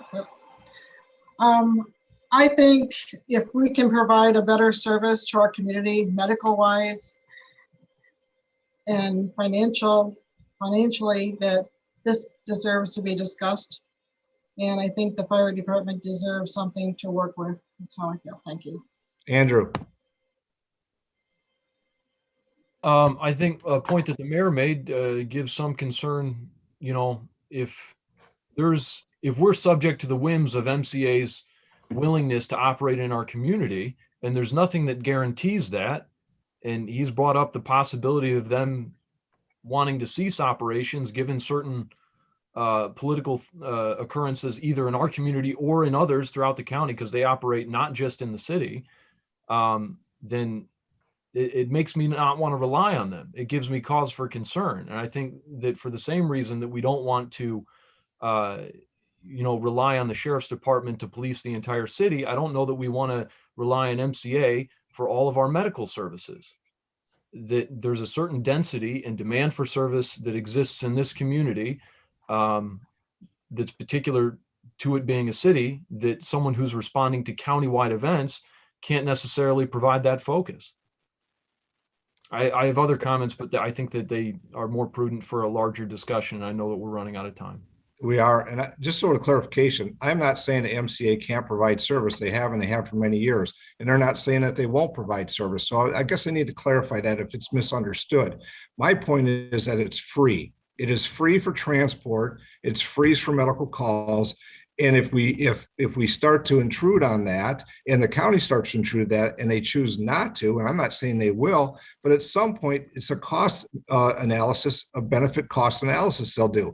And if they're not here, my point is we will have to add resources to provide our own transport, and the revenues, as we said before, aren't covering those costs. So then we will actually be adding personnel. And that's why it does get back to the public safety discussion, because it implies how many people we're going to have. And I guarantee that will cost more. That was my point. I'm not saying MCA is not willing to work here. I'm just saying as we put things in place that undercut a contract and agreement that's worked for many years here now is what's going to be the discussion next. So we are at 7:29, and I'm sure we'll have much more conversation and opportunities. Your Honor, I don't want to beat this thing into the ground with more conversation. But we are. I think we put it on the next agenda for an up or down vote, and that way we can tell Wayne that we're not interested and we can move on. Right, but we know that's not. Why would you make a vote with all the information and discussion? I have questions on the report the chief submitted that aren't answered, and I think everybody should be looking at that. It doesn't have the full cost. It doesn't tell you what the cost is going to be for the ambulance. It doesn't tell the personnel list that's listed on here. The only way it functions is if there's 6. We as a council agreed there was 4 people staffing, but they're operating under 5 that council never approved. This asks for 6. So it's only going to go up in the number of personnel needed to cover the shifts to utilize the ambulance. And the other ones on here are the only ones it says. Only the first one says the That's new only an unit. assumption. I know, it's 7:30. We need to move forward. So Clerk Treasurer Lavoy, I guess we'll close the work session at this time. And Vince, you did not get your other items. We will. We need to zoom into the city council meeting next. Let's take a couple minutes. Okay, Thank you. thanks.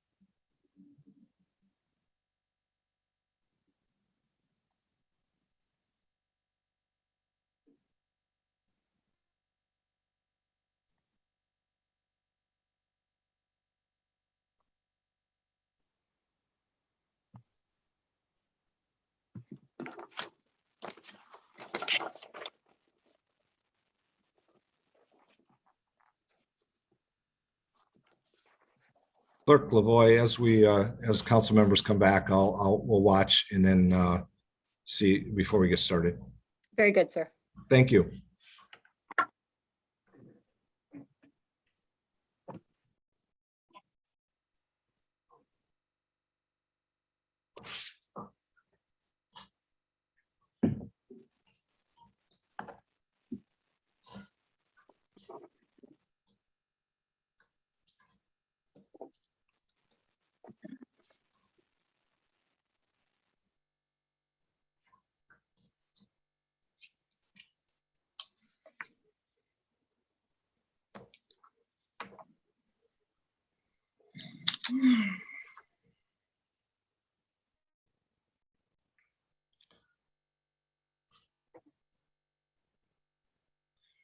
I know we have a couple of council members yet to come back on the video, and once that occurs, we'll get started. I know I'll be ready when you are. I know they're there. They're just probably getting situated.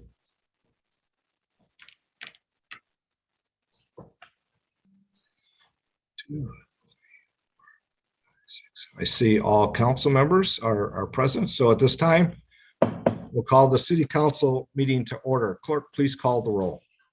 Councilperson Vining, Here, Monroe, Michigan. Germaine, Here, City of Monroe. Lamore, Present, City of Monroe. Felder, Here, City of Monroe. Whitman, Here, City of Monroe. Michaelangeli, President, City of Monroe. Mayor Clark, Present, City of Monroe. and Clerk Lavoy, City of Monroe. Thank you. Next item, please. The next item is our invocation and pledge of allegiance. Guide our working together, give us wisdom to make the right decisions, your understanding to listen to each other, and your compassion to promote the peace and welfare of the residents of this community. Thank you. And if you would, you can, please join. I pledge allegiance to the flag of the United States of America and to the republic for which it stands, one nation, under God, indivisible, with liberty and justice for all. Thank you. Clerk, next item, please. The next item are any amendments to the agenda. Looking at administration first, any amendments, Mr. Pastu? I have no amendments, Your Honor. Very good. And in the watch ready. Council, any amendments or comments regarding the agenda? I don't see any. Clerk, next item, please. Next item are citizen comments not related to an agenda item. Thank you. This time is the the citizens comment time for those in attendance if they wish to make a comment. If there are, we might mindful of the rules of the chamber in our virtual meeting of 3 minutes. If there's anybody wishes to speak at this time, we just need to identify yourself and your jurisdiction of residence. Clerk, I see no hands up. Nor do I. Very well. Move forward. Next item, please. The next item are our public hearing section. The first one is 3070, public hearing, proposed ordinance 21-001, amendment to chapter 127 of the retirement system ordinance. And we have no, so this is the public hearing for that, and we have no comments on file in the clerk treasurer's office. Okay, thank you. At this time on item 3070, the public hearing and proposed ordinance 21-001 amendment to chapter 127 retirement ordinance system ordinance. At this time, I know we've had this discussions on our work sessions and presented a couple times by administration. So I'll move forward with the public hearing. At this time, I'll call the public hearing. Any comment from the public? Any comments from those in attendance regarding the public hearing? Seeing none, any comments from council on the public hearing? Seeing none, close the public hearing at this time. Clerk, next item, please. The next item is 3063, a public hearing to receive and review comments on the proposed amendments to the Downtown Development Authority's development and tax increment financing plans. And there are no comments on file in the clerk's office.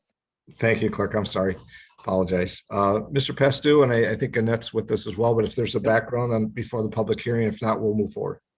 Thank you, Your Honor. It's a public hearing amending the Downtown Development Authority's development and tax increment financing plan. This public hearing was scheduled at the February 1st meeting in accordance with Public Act 57 of 2018. Also, the public hearing, because of the act requirements, the hearing was posted in 20 conspicuous locations throughout the downtown, published twice in the Monroe News, mailed directly to property owners, and sent directly to the taxing jurisdictions. Ms. Knoll held a informational meeting with the taxing jurisdictions. I think 3 of the taxing jurisdictions attended that session to go through that. So the essence of it is that we're amending primarily the boundaries of the development and tax increment financing plan. If you recall, we were looking to shave off 3 areas that are kind of on the fingers of the downtown district, but also to look and include some parcels related to the fire station, which previously was not in the district, and a couple of other parcels that made sense between Monroe and Scott. And so at this point, holding the public hearing, action to amend the plan is going to require 60 days after the public hearing for council to consider action with that. So with that introduction, don't have anything else with it. Thank you. Councilman Kalanja, I see you have your hand up. Is it for item for the public hearing or a question for administration first? Comment for the public hearing. Okay, and I see Councilman Moore, you have your hand up. That's a comment for the public hearing as well? Yes, it is. We'll make it inclusive. That'd be great. So at this time, I'll open the public hearing on item 3063, the public hearing, the Downtown Development Authority TIF and Development Plan. We'll start with some council comments. Councilman Kalanja. Thank you, Your Honor. I would request that the administration include in the revised development plan, a map, actually two maps. The first map that shows the DDA district that's described in the legal description, and a second map that shows the boundary of the development area in which the tax increment will be captured from. I'm assuming that both of those districts will be the same, but I think they should be, there should be a map for each, the district and the development area in the plan. Very That's all I good. have, Your Honor. Thank you, Councilman. Councilman Moore, you have a comment for the public hearing. Yes, I do. Just wanted to know, and maybe this has been said before, but I want to reiterate it if we could, the TIF, what kind of money are we talking about as far as that taxing, that increment to the businesses? Well, this will not have any effect on the business's tax bill. It's still going to be the same levy. The tax increment itself, any increased value since the inception of the district, will flow to the DDA as it always has. But while we're in reducing those three areas, roughly there'll be a positive of about $10,000 to the DDA district by lopping those off. The rationale for including the fire station on Scott Street is that now with that redevelopment, the DDA has incentives that they could offer that otherwise would not be available to the general city operations. So we thought that may make sense to get the type of development that is proposed in the downtown master plan. Now, knowing that we're going to have a principal shopping district or planning on doing such a thing, there's a increased assessment for having the PSD. How are we going? Are we still going to be the TIF funds are still going to come out of the businesses, and now we're going to have the PSD funds coming out as well. So, is there any possibility of having the TIF funds eradicated from these businesses in lieu of the fact they're going to be paying for the PSD? I'll have Mr. Pastu if you could answer, but it's not removing. It's capturing the TIF funds to be back in the downtown. And the principal shopping district is a different topic. It's not from this action. But go ahead, Vince. But it correlates. They do correlate. Mr. Pastu. Yes, there is the part with the tax increment revenue is there is no additional tax. Let me make that abundantly clear, whether you're in the downtown district or in any tax increment district, corridor improvement, brownfield. It's just the manner in which those tax revenues, the increases in those taxable values are allocated.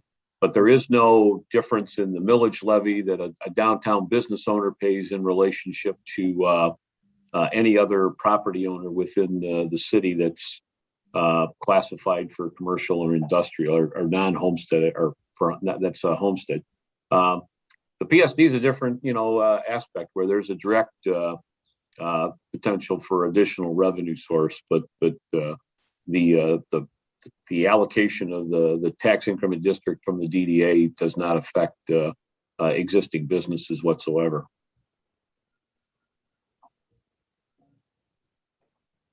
Not as it stands today, but what I'm saying is how it correlates in a sense with the PSD.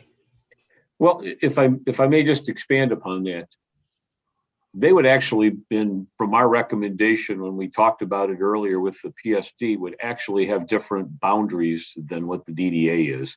And again, the PSD would be more of a core downtown area, whereas we'll extend with their DDA district goes all the way out to Jones Avenue in the south and in heretofore almost quite a ways north on Monroe as well. That's not the case with the PSD district. It was a very tight core downtown area. So, but again, we haven't implemented it yet. Don't even have it with the Planning Commission in the master plan to initiate it. So, but they are separate from each other. Councilman Felder, do you have a comment? Okay, I'm sorry, misunderstood. Other comments from the council on the public hearing? Continuing with the public hearing, are any comments from those present this evening that wish to make regarding the public hearing on the Downtown Development Authority TIF and Development Plan? Seeing none, this time, close the public hearing. Clerk, next item, please. The next item is under council action, item 3051, proposed ordinance 21-001, amendment to chapter 127 of the retirement system ordinance of the Code of the City of Monroe, up for its second reading. Your Honor, I'll move that we adopt ordinance 21-001, amendment to chapter 127 regarding the retirement system ordinance for the City of Monroe. Second. Motion by Councilman Kalonji, supported by Councilman Lamore on item 3051, the proposed ordinance 21-001. Clerk? Councilperson Vining, Yes. Jermaine, yes, Lamore, Yes. Felder, Yes. Whitman, yes, Echoangeli, Yes. Mayor Clark. Yes. Ordinance 21-001, Chapter 127, Retirement System Ordinance, an ordinance to amend Chapter 127 Retirement System Ordinance of the Code of the City of Monroe. The City of Monroe ordains. Shall this ordinance pass? Clerk LaVoy? Councilperson Vining, Yes. Jermaine, yes, Lamore, Yes. Felder, Yes. Whitman, yes, Echoangeli, Yes. Mayor Clark. Yes. Clerk, next item, please. I just have to write myself a little I'm note. sorry. No, that's okay. I just saw something that we need to change for next time, but all is well. Okay. All right. And I don't remember as well as I used to. So item number 3059, Opportunity Center at ALCC Navarre Library Space Analysis RFQ/P Award. Mr. Pastu. I'm gonna actually have Mr. Cochran do the introduction for this item, Your Honor. Thank you. Mr. Cochran? Thank you. Honorable Mayor, City Council, Mark Cochran, Assistant to the City Manager and Economic Development Director. As you know, we released an RFP requesting proposals to conduct a space analysis at the Opportunity Center and Navarre Library to examine the existing facility and its ability to accommodate the needs for the evolving and adapting programming of both the library and the Opportunity Center. We did receive back 5 proposals ranging from about $29,000 to $16,500 was the lowest bidder. The committee that met to review the appraisals, I appreciate the work of Library Director Nancy Belair and Amber Reed, the community librarian from Navarre and Dorsch, as well as Stephanie Kasperzak, Emmanuel Hoskins, and myself. We reviewed all the proposals and decided to interview the 3 lowest bidders, Jim Jacobs Architect, Kohler Architect, which are both local firms, and then Merit C-Slack Design based out of the Farmington area. We felt that all 5 firms could certainly conduct the work and meet the goals and the goals and objectives of the project. All 3 firms interviewed very well, and it came down to deciding to select one of the local firms to proceed with the project. Given that it is a community center, we felt it appropriate to go with a local firm to proceed, and the committee is recommending Kohler Architect to award the program and project to. We hope to begin the work immediately starting in April and wrap up toward the end of June with recommendations and a full report from Kohler Architect. Thank you. Are there any questions for Mr. Cochran or Mr. Pastu? I'm sorry, Councilman Kalonji. Yeah, thank you, Your Honor. This is for Mark. I am assuming that Kohler was not only one of the low fees, but also one of the most qualified firms. Yes. Yep. I'd like that so noted in the minutes that they were also qualified. With that, Your Honor, I'll move that we award the contract regarding the space analysis for the Opportunity Center to Kohler Architects in the amount of $17,000 with a contingency not to exceed $19,950, and authorize the mayor and clerk to authorize the, sign the contract and the finance director to make the necessary transfers of funding to make the project happen. Second. Motion by Councilman Kalani, supported by Councilman Lamore on item 3059, the Opportunity Center at ALCC and the Navarre Library Space Analysis Award. Clerk, please call the roll. Councilperson Binding, Yes. Jermaine, yes, Lamore, Yes. Felder, Yes. Whitman, yes, Echoangelini, Yes. Mayor Clark. Yes. The next item on the agenda is the consent agenda, and for item B, approval of payments to vendors, the amount should read $2,203,627.39, 2203,627.39. Thank you. Any items on the consent agenda that council wishes to have pulled for further discussion? Seeing none. Any items on the consent agenda? Those present in our Zoom meeting this evening wish to have pulled for further discussion? Seeing none, a motion would be in order, please. Councilman Felder. Yes, sir. I would move that all items on the consent agenda be accepted, placed on file, and the recommendations carried out. Second. Motion by Councilman Felder, supported by Councilman Lamore, that all items on the consent agenda be accepted, placed on file. Recommendations, resolutions are carried. Recommendation carried out and resolutions adopted. Thank you.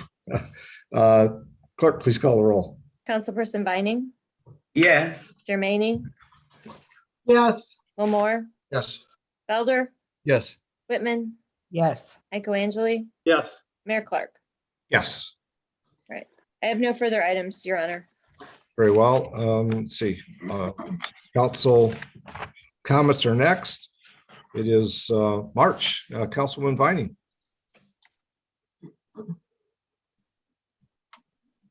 Thank you, Your Honor. Yes, I just wanted to follow up on a comment I made at the last, at the March 1st meeting concerning, forming a neighborhood watch.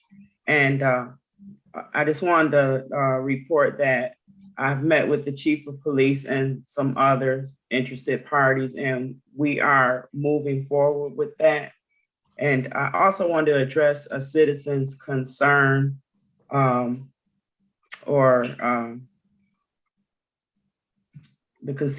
of the citizens stated that, we have to be careful about these types of things, and starting with young people and giving them other things to do so that they don't grow up and go into a life of crime. So, that's what I do. And I also do that on my own personal time. So I understand how important that is.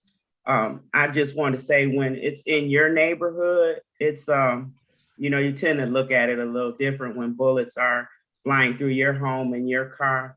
And so what we have to do, as especially, 3 South, where a lot of this violence has taken place, is we have to use all the resources we have at our disposal to make our neighborhoods safer.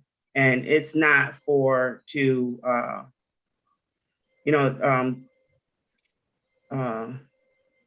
the citizen brought up the tragedy of Elijah McClain and the suspicious caller who called in. But like I said to the chief, and he agreed with me that, when people do call and report things, it's up to our officers to use their discretion to the utmost to factor out those calls and not jump the gun. So we're all working together as a community and a department to make sure that those things don't happen. But in the meantime, we want to feel safe in our neighborhood, at home, driving and walking through our neighborhood. We come from a very diverse neighborhood where everybody knows everybody, and we're one of the oldest neighborhoods in the city. So community is really big for us, and we just won't have that stepped on by these people that are out here, committing these crimes, these type of crimes that are putting the whole neighborhood in jeopardy. So I just wanted to say to the public and those who are worried about forming a neighborhood watch or reporting suspicious activity, that, we have to start somewhere in our neighborhood, and this is where we're going to start. And it's looking really good. And I can't report all the details right now until we get them all worked out. But I just wanted to say that we have had a few meetings and they have been very productive. And we look forward to bringing our citizens together, and not just 3 South, but the entire city, and that we can feel more safe in our neighborhoods. And then if things do happen that are out of our control, we can have better resources to remedy those things, and also to track down the people who are committing these type of crimes. So that's all I have for today. And also happy to see the RFP for the center and the library go through today. And that's all I have for today, Your Honor. Thank you, Councilwoman. Councilwoman Germaini. Thank you, Your Honor. I want to give a shout out to the first responders who are helping to deliver the vaccine to everyone out at the college and elsewhere now. It takes a lot of organization and work to get that done. So thank you to all the first responders that are helping. That's all, Your Honor. Thank you. Councilwoman Moore. Yes, thank you. Thank you, Councilwoman Vining. I agree with you that the community involvement is key to getting all of these things taken care of. And getting involved with the chief is a great action on your part. So thank you for doing that. And it's one thing to remind all of our constituents is not to rest on our laurels with things like this. This is how a community can go bad in a hurry. And we're being proactive, not reactive. And I think that's great. And the only other final comment I want to make is happy St. Patrick's Day to everybody in Monroe. Thank you. Councilman Felder. Thank you, Your Honor. I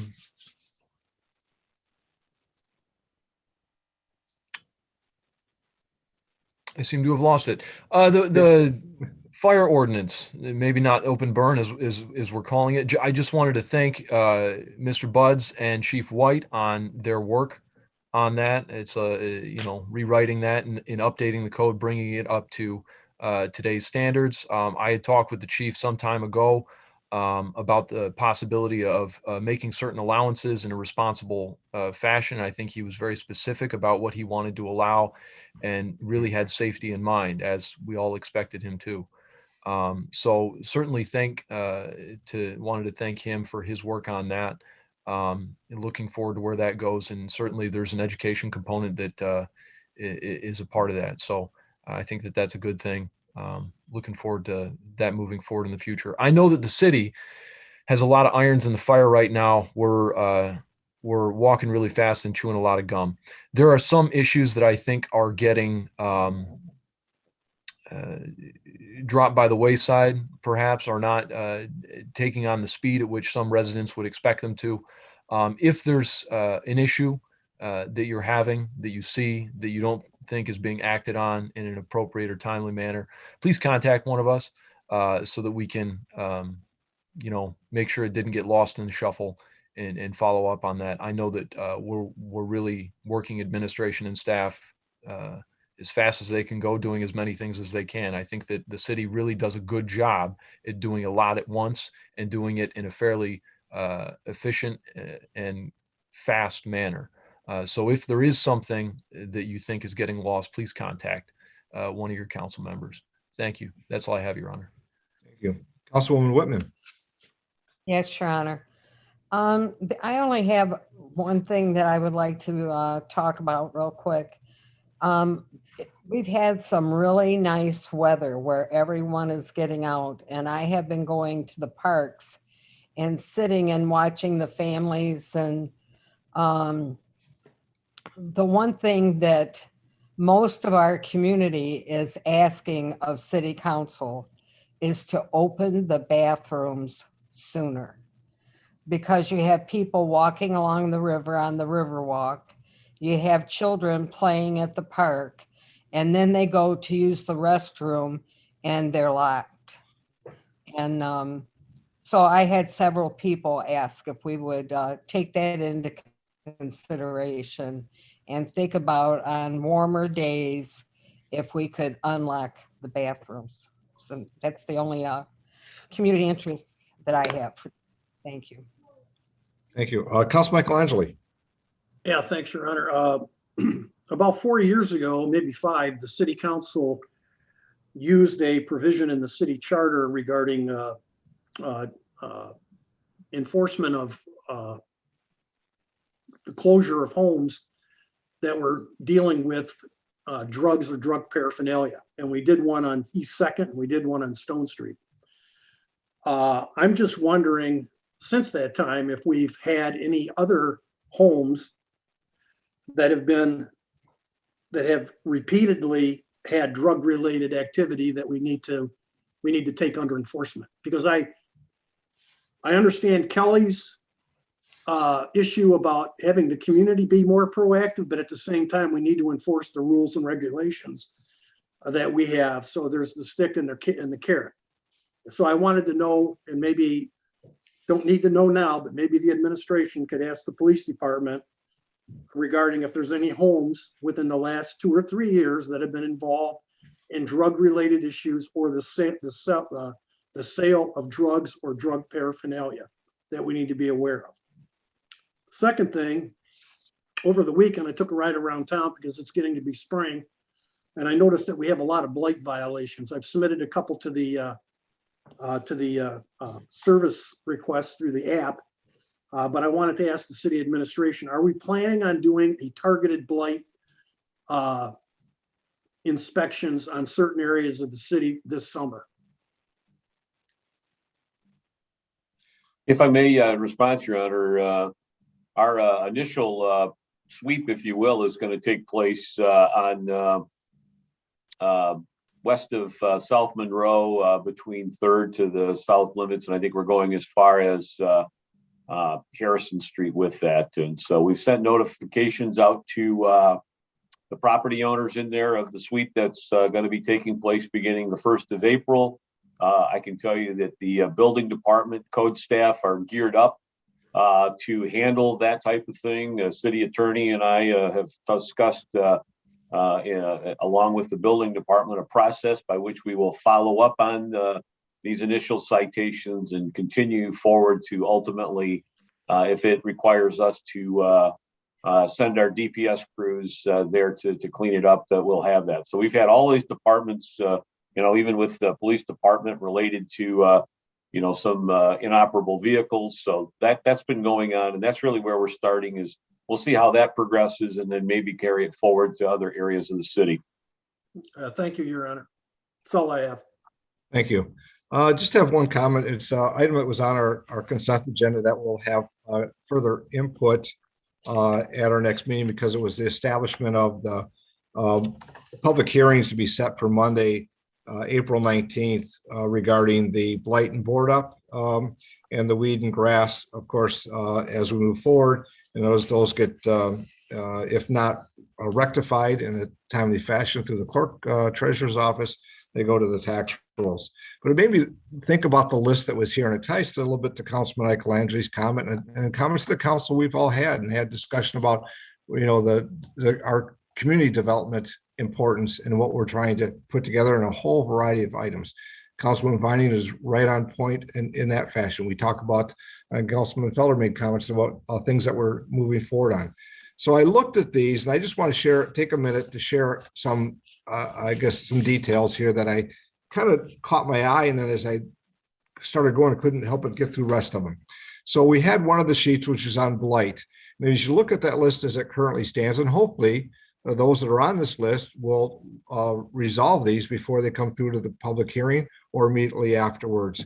So it says there's 18 invoices, but when you look at the list, there's actually 17 separate locations. As I went through that, I went through each and found that of the 17, 11 are non-residents. They're not residents, they don't live in the city, and they're renting the facility, the locations out, and they're not part of our community. And as I went through the assessor's records and there was collecting that information, I then noticed the number of those that have not paid their taxes. And it's not because of COVID in the last year, but goes back to 2018 for 3 tax cycles, they haven't paid their taxes. 9 of the 17 are so far that they cannot pay the taxes at our clerk's office because they've been shipped to the county. So non-residents and rentals and not taking care of properties, they're getting blight notices. And so I look forward as we move forward. The other, what may not seem as much, but I think it's 2 comments I want to make. One positive for the residents that are here. I went and looked at those for the simple item of grass mowing. We talk about this every year. 8 inches, and after it gets that, if they don't tend to the door hanger or the tag or the information, the city will come in and cut it, and of course it gets added to the tax bills. Those are all coming forward here. It says there was 100 invoices that are pending, but when you look at it, there's many that have multiple invoices and citations. There's actually only 48 individual locations on this list. Of those 48, 34 are non-resident owners. So I think about those in our community that are residents and taking care of their properties as they can. And there's a few that might have an invoice or 2, but not where they're getting 4, 5, 6 or more. So 34 of the 48 individual locations are non-resident owned. And they are from not only just locally here within the county, but as far as Washington State, Texas, Florida, New Jersey, and Pennsylvania, and others. But it really shows some of the disconnect and problems that we're having to do. So I think data is important how we move forward. So I looked at those, and as I went through the assessor record, the number that have unpaid taxes, 31 of the 48, and a majority of them are the 34. There's only a couple that are local that have not paid the taxes and have not paid them for the past 3 years. And now they're also moving forward. They paid the last year, so they're always 3 years out.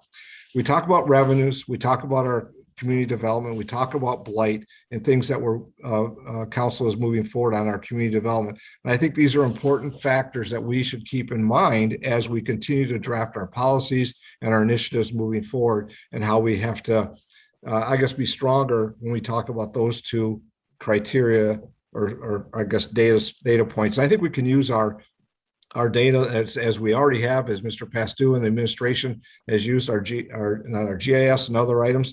And as I thought about this, I wondered how many of those that are having multiple rentals, if they are here, if they're are up to speed on their own items. So it was an item I thought we'll come up with a public hearing at our next meeting or the next 2 meetings to go, and things to keep in mind as we start to get those that attend and say why their grass couldn't get cut.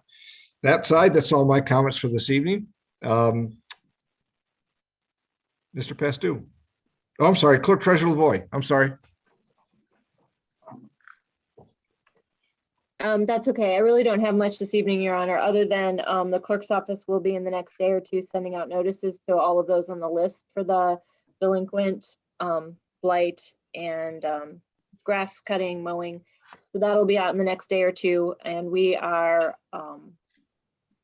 sending out absentee ballots probably next week. We don't have them yet. We haven't received them from our printer, but they should be out next week. So there's still time to get to be part of the mass mailing if you get your absentee application into us for the May election. That's all, Your Honor. Thank you. Thank you, Clerk Treasurer, and hopefully there will be some resolution on those that are pending that we just talked about. If not, we'll hear about it at the public hearing. Mr. Pastou. Well, thank you, Your Honor. Just a few items to go through. A reminder that we have scheduled a special meeting next Monday night to discuss the 2021-2022 budget. Just giving you a quick preview. We're not looking at many changes, certainly no changes in water sewer rates. We may have, we're probably looking at an increase in our refuse millage based on the work we're doing in the downtown area to remove that off the curb. But just again, a reminder, we'll have that on next week. But long term, I mean, we've got challenges, and I mentioned it many times, and so you'll hear it again next week as well with as we get to the back end of the DTE settlement. That does create some challenges for the general fund. The American Recovery Act, numbers are flying around everywhere. I'm still trying to figure out what exactly, the city of Monroe is going to get.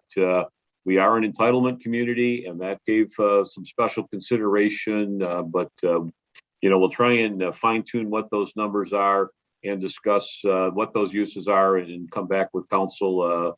There seems to be a pretty tight frame regarding its use. I think it's going to happen in 2 disbursements, and so will be more to come related to that appropriation that looks to be coming our way. Just kind of an update, Orchard East sub-area plan. I know we're scheduled with the subcommittee there to do a review this week and hopefully try and schedule interviews with those that we deem appropriate, and then maybe if all things go well, we can each possibly have this back on the council agenda for the April 5th meeting. And just a follow up from last week, our last meeting, Mr. Kleider had talked with the council. I'm scheduled to meet with him later this week to go through the issues that he had mentioned that evening. So other than that, that's all I have to report at this time, Your Honor. Thank you, Mr. Pastu. Ms. Clerk, citizens' comments are next, correct? Yes, they are. Very good. So at this time, if we have some attendees, as I see, if there are comments from those in attendance this evening, just be mindful of the rules of the chamber. Again, 3 minutes, but also if you're making comments, identify yourself and your jurisdiction of residence. Any comments from those present here this evening? Oh, I see one hand. Yes, I do too. So I will. You could move forward. Yep, all set. Okay, Graham, please identify yourself, your jurisdiction, and your comments, please. Dr. Graham Denton, Monroe, Michigan. I agree with Councilman Felder on contacting, and this is me contacting all of you to wonder where we're at with the RFQ regarding the Custer equestrian relocation. And maybe to address a few more things on it. It was kind of disappointing. I guess we were sort of reaching conclusions on potentially doing something about that. But I guess it was disappointing to hear the language that nothing's promised and potentially nothing can happen after you yourself saying, this is an important subject that needs to be talked about in our community. It's been over a year since the petition with 14,000 plus signed to relocate it. If this is an important issue, I think we should move forward on it as a community and at least having a discussion minimally. And as I've stated before, I've already done that with local local advisory boards. You know what they said, they agreed. And so I've already moved forward on that. I mean, the city, I think, should also do so. And maybe to the critics saying that we're erasing history, again, reminding them that we've called to relocate it to a museum or a place where history studied, or perhaps Gettysburg wants it, a place where you actually go to study Civil War history. But let's say we are even doing that. What about the actual psychological harm being caused to the BIPOC population by this statue? Is that not important to city council and the mayor and the city planner? By moving forward with this and at least discussing it and showing some impetus, you would show the BIPOC population that you actually care by discussing issues that are not only important to them, but harm them psychologically. So that's the difference for people saying you're erasing history, a false history at that, and a propagandaed one.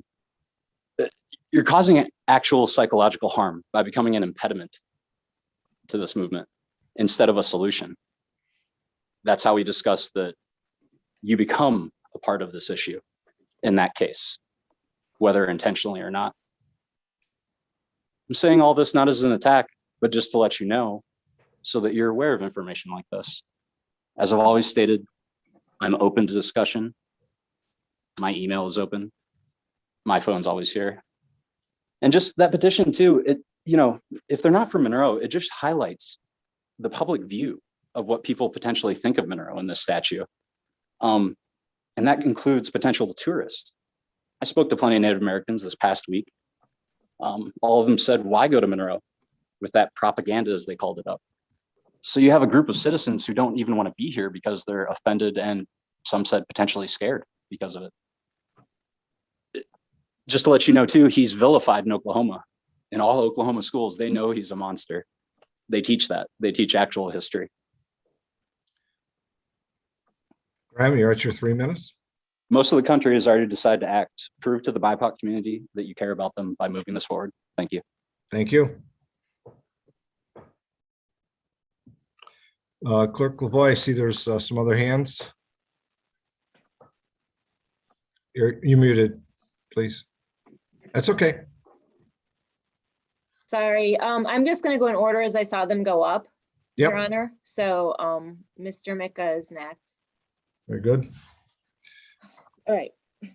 Name and address, jurisdiction, please, and mindful of 3 minutes. Yeah, Richard Mika, Monroe, Michigan.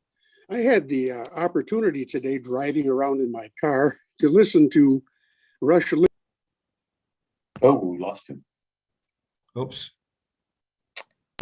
Oh, now can you hear me? Yes, that was my fault. Please continue. I apologize.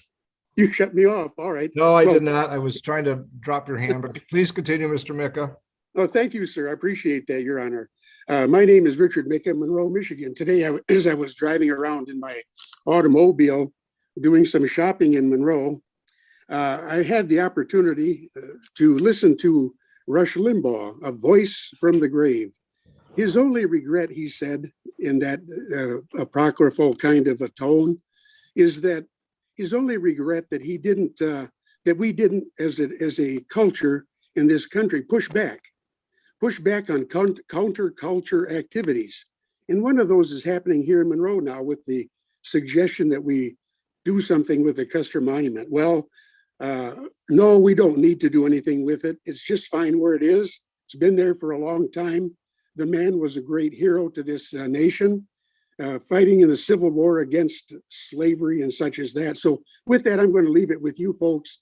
I think it's just popular people looking for publicity, trying to get this thing done.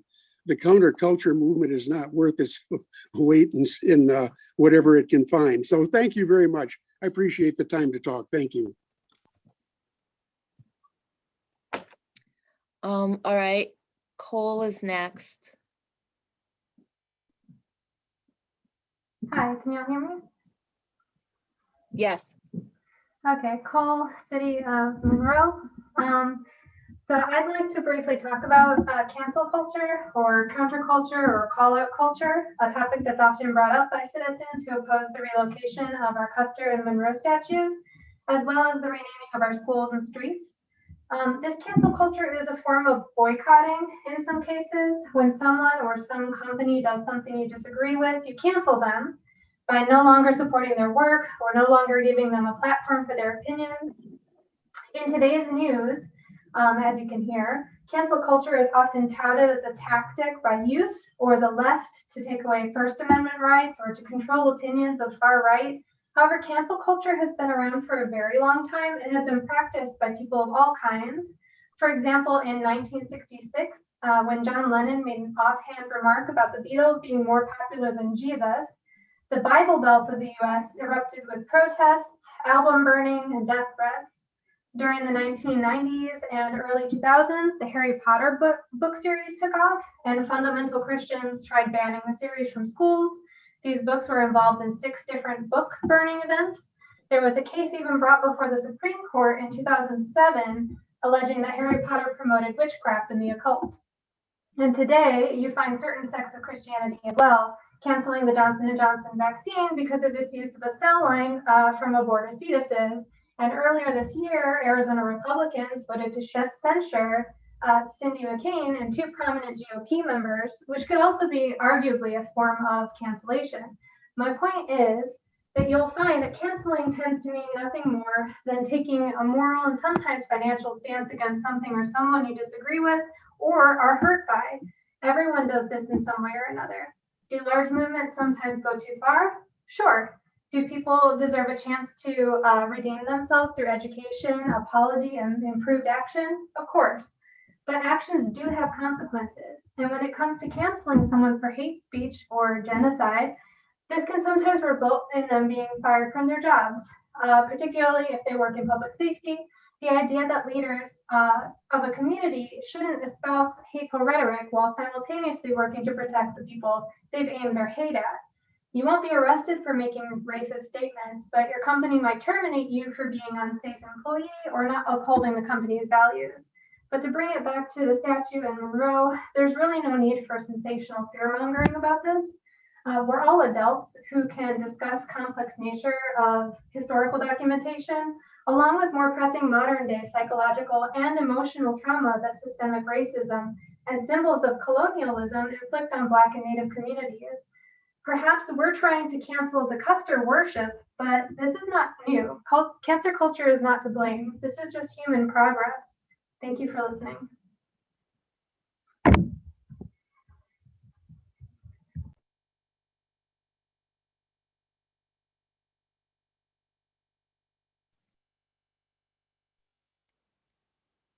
Michelle, you're muted. Asia's in the queue. Hello, can you hear me? Mr. Mayor is muted as well. Yes, we can hear you, Asia. Asia, I'm sorry, please continue. We'll start and identify yourself and your location of residence. Thank you. All right, thank you so much, Mr. Mayor and Clerk Treasurer Lavoy. This is Asia Hawthorne. I live in, I think I'm still the downtown edge of Monroe, but I know we're redefining the district, so I'm downtown-ish Monroe. And I just wanted to speak about a few things. Actually, I wanted to back up and make sure that everyone knows what BIPOC means. Some people tuning in might not know it. That means Black, Indigenous, people of color. When we say that we're offended by something, all I ask is the respect of listening to us and hearing us out and hearing why we're offended and then proceeding from there. I appreciate all of the discussions that have taken place thus far, but as Mr. Denton pointed, or Dr. Denton pointed out, more action needs to be taken with the plaque, I believe, was the compromise. There's going to be a plaque that's placed on the Custer Monument. That was a compromise that was come to last summer.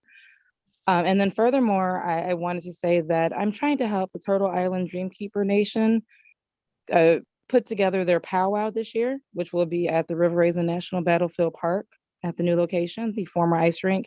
And we are so excited, and you would not believe how much pushback we're getting from other Native Americans and Indigenous people that are refusing to coming to Monroe because they say, and I quote, "We're not coming to Custerville.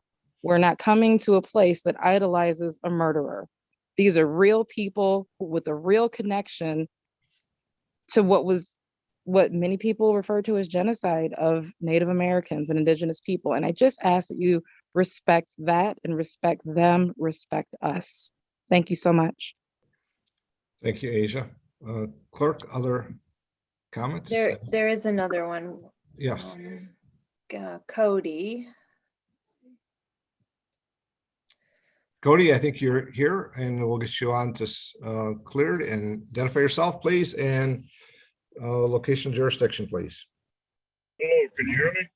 Yes, Ken. All right, I'm driving right now, so I'm not sure if the engine's too loud. But my name is Cody Crutchfield. I live in Monroe, Michigan, and I would also like to voice my support for moving the Custer statue. I'm also a member of the Turtle Island Dreamkeepers, and I have heard that sentiment shared by many Native American people about not feeling welcome in Monroe due to the Custer statue and his legacy being associated with the city. I've been aware of that since childhood because I grew up knowing Native American people, and it's a long legacy that I've been keenly aware of. It's nothing old either. My father told me a story about him growing up in Monroe, and in the 60s, when he was in school, he wrote a report basically saying that he thought Custer was trying to make his way to the White House by killing Native Americans. And he was given a failing grade on that report. So it's nothing new, not thinking well of Custer's legacy in Monroe at all. And I also agree that Custer's legacy, like many human beings, is muddled. And for that reason, I have rather iconoclastic beliefs in that I believe that it's misguided to make statues in the human image. Also, I think that there are some people that are confused too about Custer's history, those thinking that the people that want to take him down or were somehow in support of slavery or trying to ignore his actions in the Civil War. I think people should know about Custer's history is that, yes, he participated in the Union side of the Civil War, but he did not directly hold abolitionist sentiments. Not everyone that fought on the Union side was against slavery. And Custer himself was an accessory to the cultural genocide of Native Americans. As those keenly aware of the negative impact of that legacy who feel that the statue should not hold such a prominent place in the city square. Thank you. Thank you. Clerk, I don't see any other hands.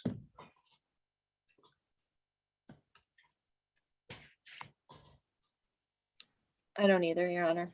Okay, as we move forward in the agenda here, before we get to the next motion to go into closed executive session, I always think it's important to clarify to make sure we have the facts correct. There's been no, and I think I said this at the last meeting regarding the Custer Monument about there were some comments made that decisions have been made. There was activities are going to occur and changes at this point, and that's not the case. There's not been a compromise of placing a plaque on the monument or others. It was in conversation that came up of some alternatives that was shared not only by some council members, but also the community as potential alternatives. But there's not been a decision made by council. And I think that was a question was asked before. In the end, it'll come to council for our decision. So I just want to make sure so we stay on track. I appreciate the comments. I think it actually helps when we have this dialogue, hear from everybody, but also make sure that we have questions that we can answer as well. With that, I know that we're not done for the evening, so I'm looking for a motion. Your Honor, I'd like to make a motion that we proceed into closed session to discuss matters of pending litigation involving the following parties: Tina Marie Carroll, Leslie Pompey, and Mix Harm, consolidated with other appellate cases with the same substantive allegations. Second. Your Honor, Yes, there.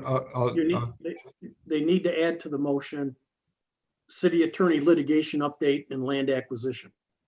That's correct, because that's on the agenda beyond the litigation item. So, yes, Your Honor, please add attorney-client privilege correspondence and city attorney litigation update. And land acquisition. And land acquisition. Yes, thank you. Thanks. And thanks, Councilman Michelangeli. So there's a motion by Councilwoman Lamore, supported by Councilwoman Germaini. Do you support that motion with the additions? Yes, I still support. Very good. Clerk, please call the roll. Before I do, just a reminder, you should have all received the closed session Zoom invitation. And then when you come, I'll keep this meeting open here. And when you come back in, use the link you used to get into the work session this evening. And that came from Mr. Sutton. You're welcome. Councilperson Vining? Yes. Germaini? Yes. Lamore? Yes. Felder? Yes. Whitman? Yes. Echoangeli? Yes. Mayor Clark? Yes. We'll see you in a couple minutes at the email that Mr. Sell sent us. Thank you. Yeah, and Michelle, I'm not certain if I got that invitation, so. Ed forwarded it. I will see if I can find it, but Ed is the one. I got it. You got it? Okay, great. Thank you. You're welcome.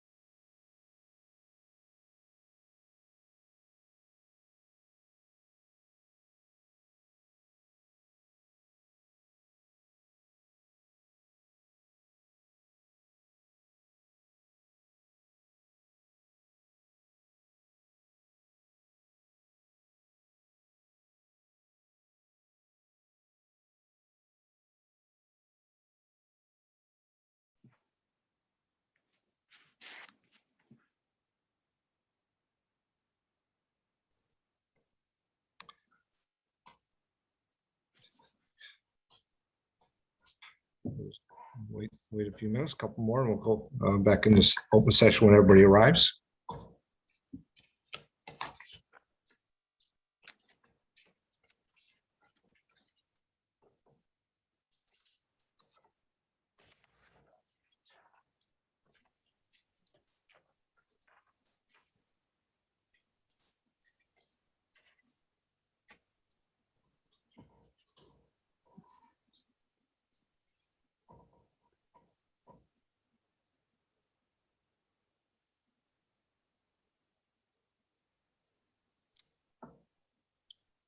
Still have a couple more. We'll wait for everybody.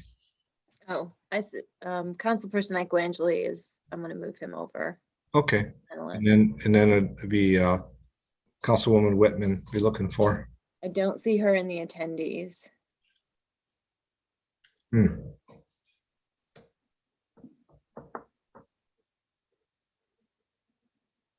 Yeah, I still don't see her. Okay, we'll give her a minute. She may be looking for the her original email or something. Won't see any messages either. I don't have one. I don't have one either, Your Honor.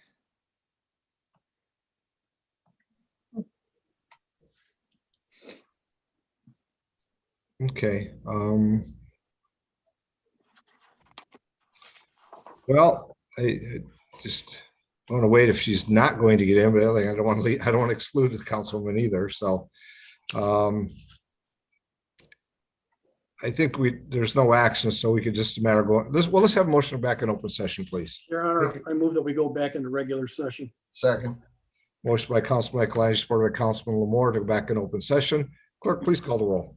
Councilperson Vining, Yes. Jermaine, Yes. Lamore, Yes. Felder, Yes. Whitman. We don't see Equangeli, Yes. Mayor Clark. Yes. Okay. So she may be having some technical difficulties. I think we're just here to adjourn, and we can send her a message and let her know that we've moved up. Here we go. Here we go. Yes, excellent. So Councilwoman Whitman, as you join us, we did go back into open session, so we're just looking for now a motion to adjourn. Your Honor, I'll make a motion that we adjourn. Second. There we go. Motion by Councilman Kalani, supported by Councilwoman Whitman to adjourn. Clerk, please call the roll. Councilperson Vining, Yes. Jermaine, Yes. Lamore, Muted. Lamore, Yes. Felder, Yes. Whitman, Yes. Equangeli, Yes. Mayor Clark. Yes. So thank you all for the evening and comments, and look forward to seeing everybody here soon. Stay safe. We have a special meeting, as you recall, and we'll see you on next Monday.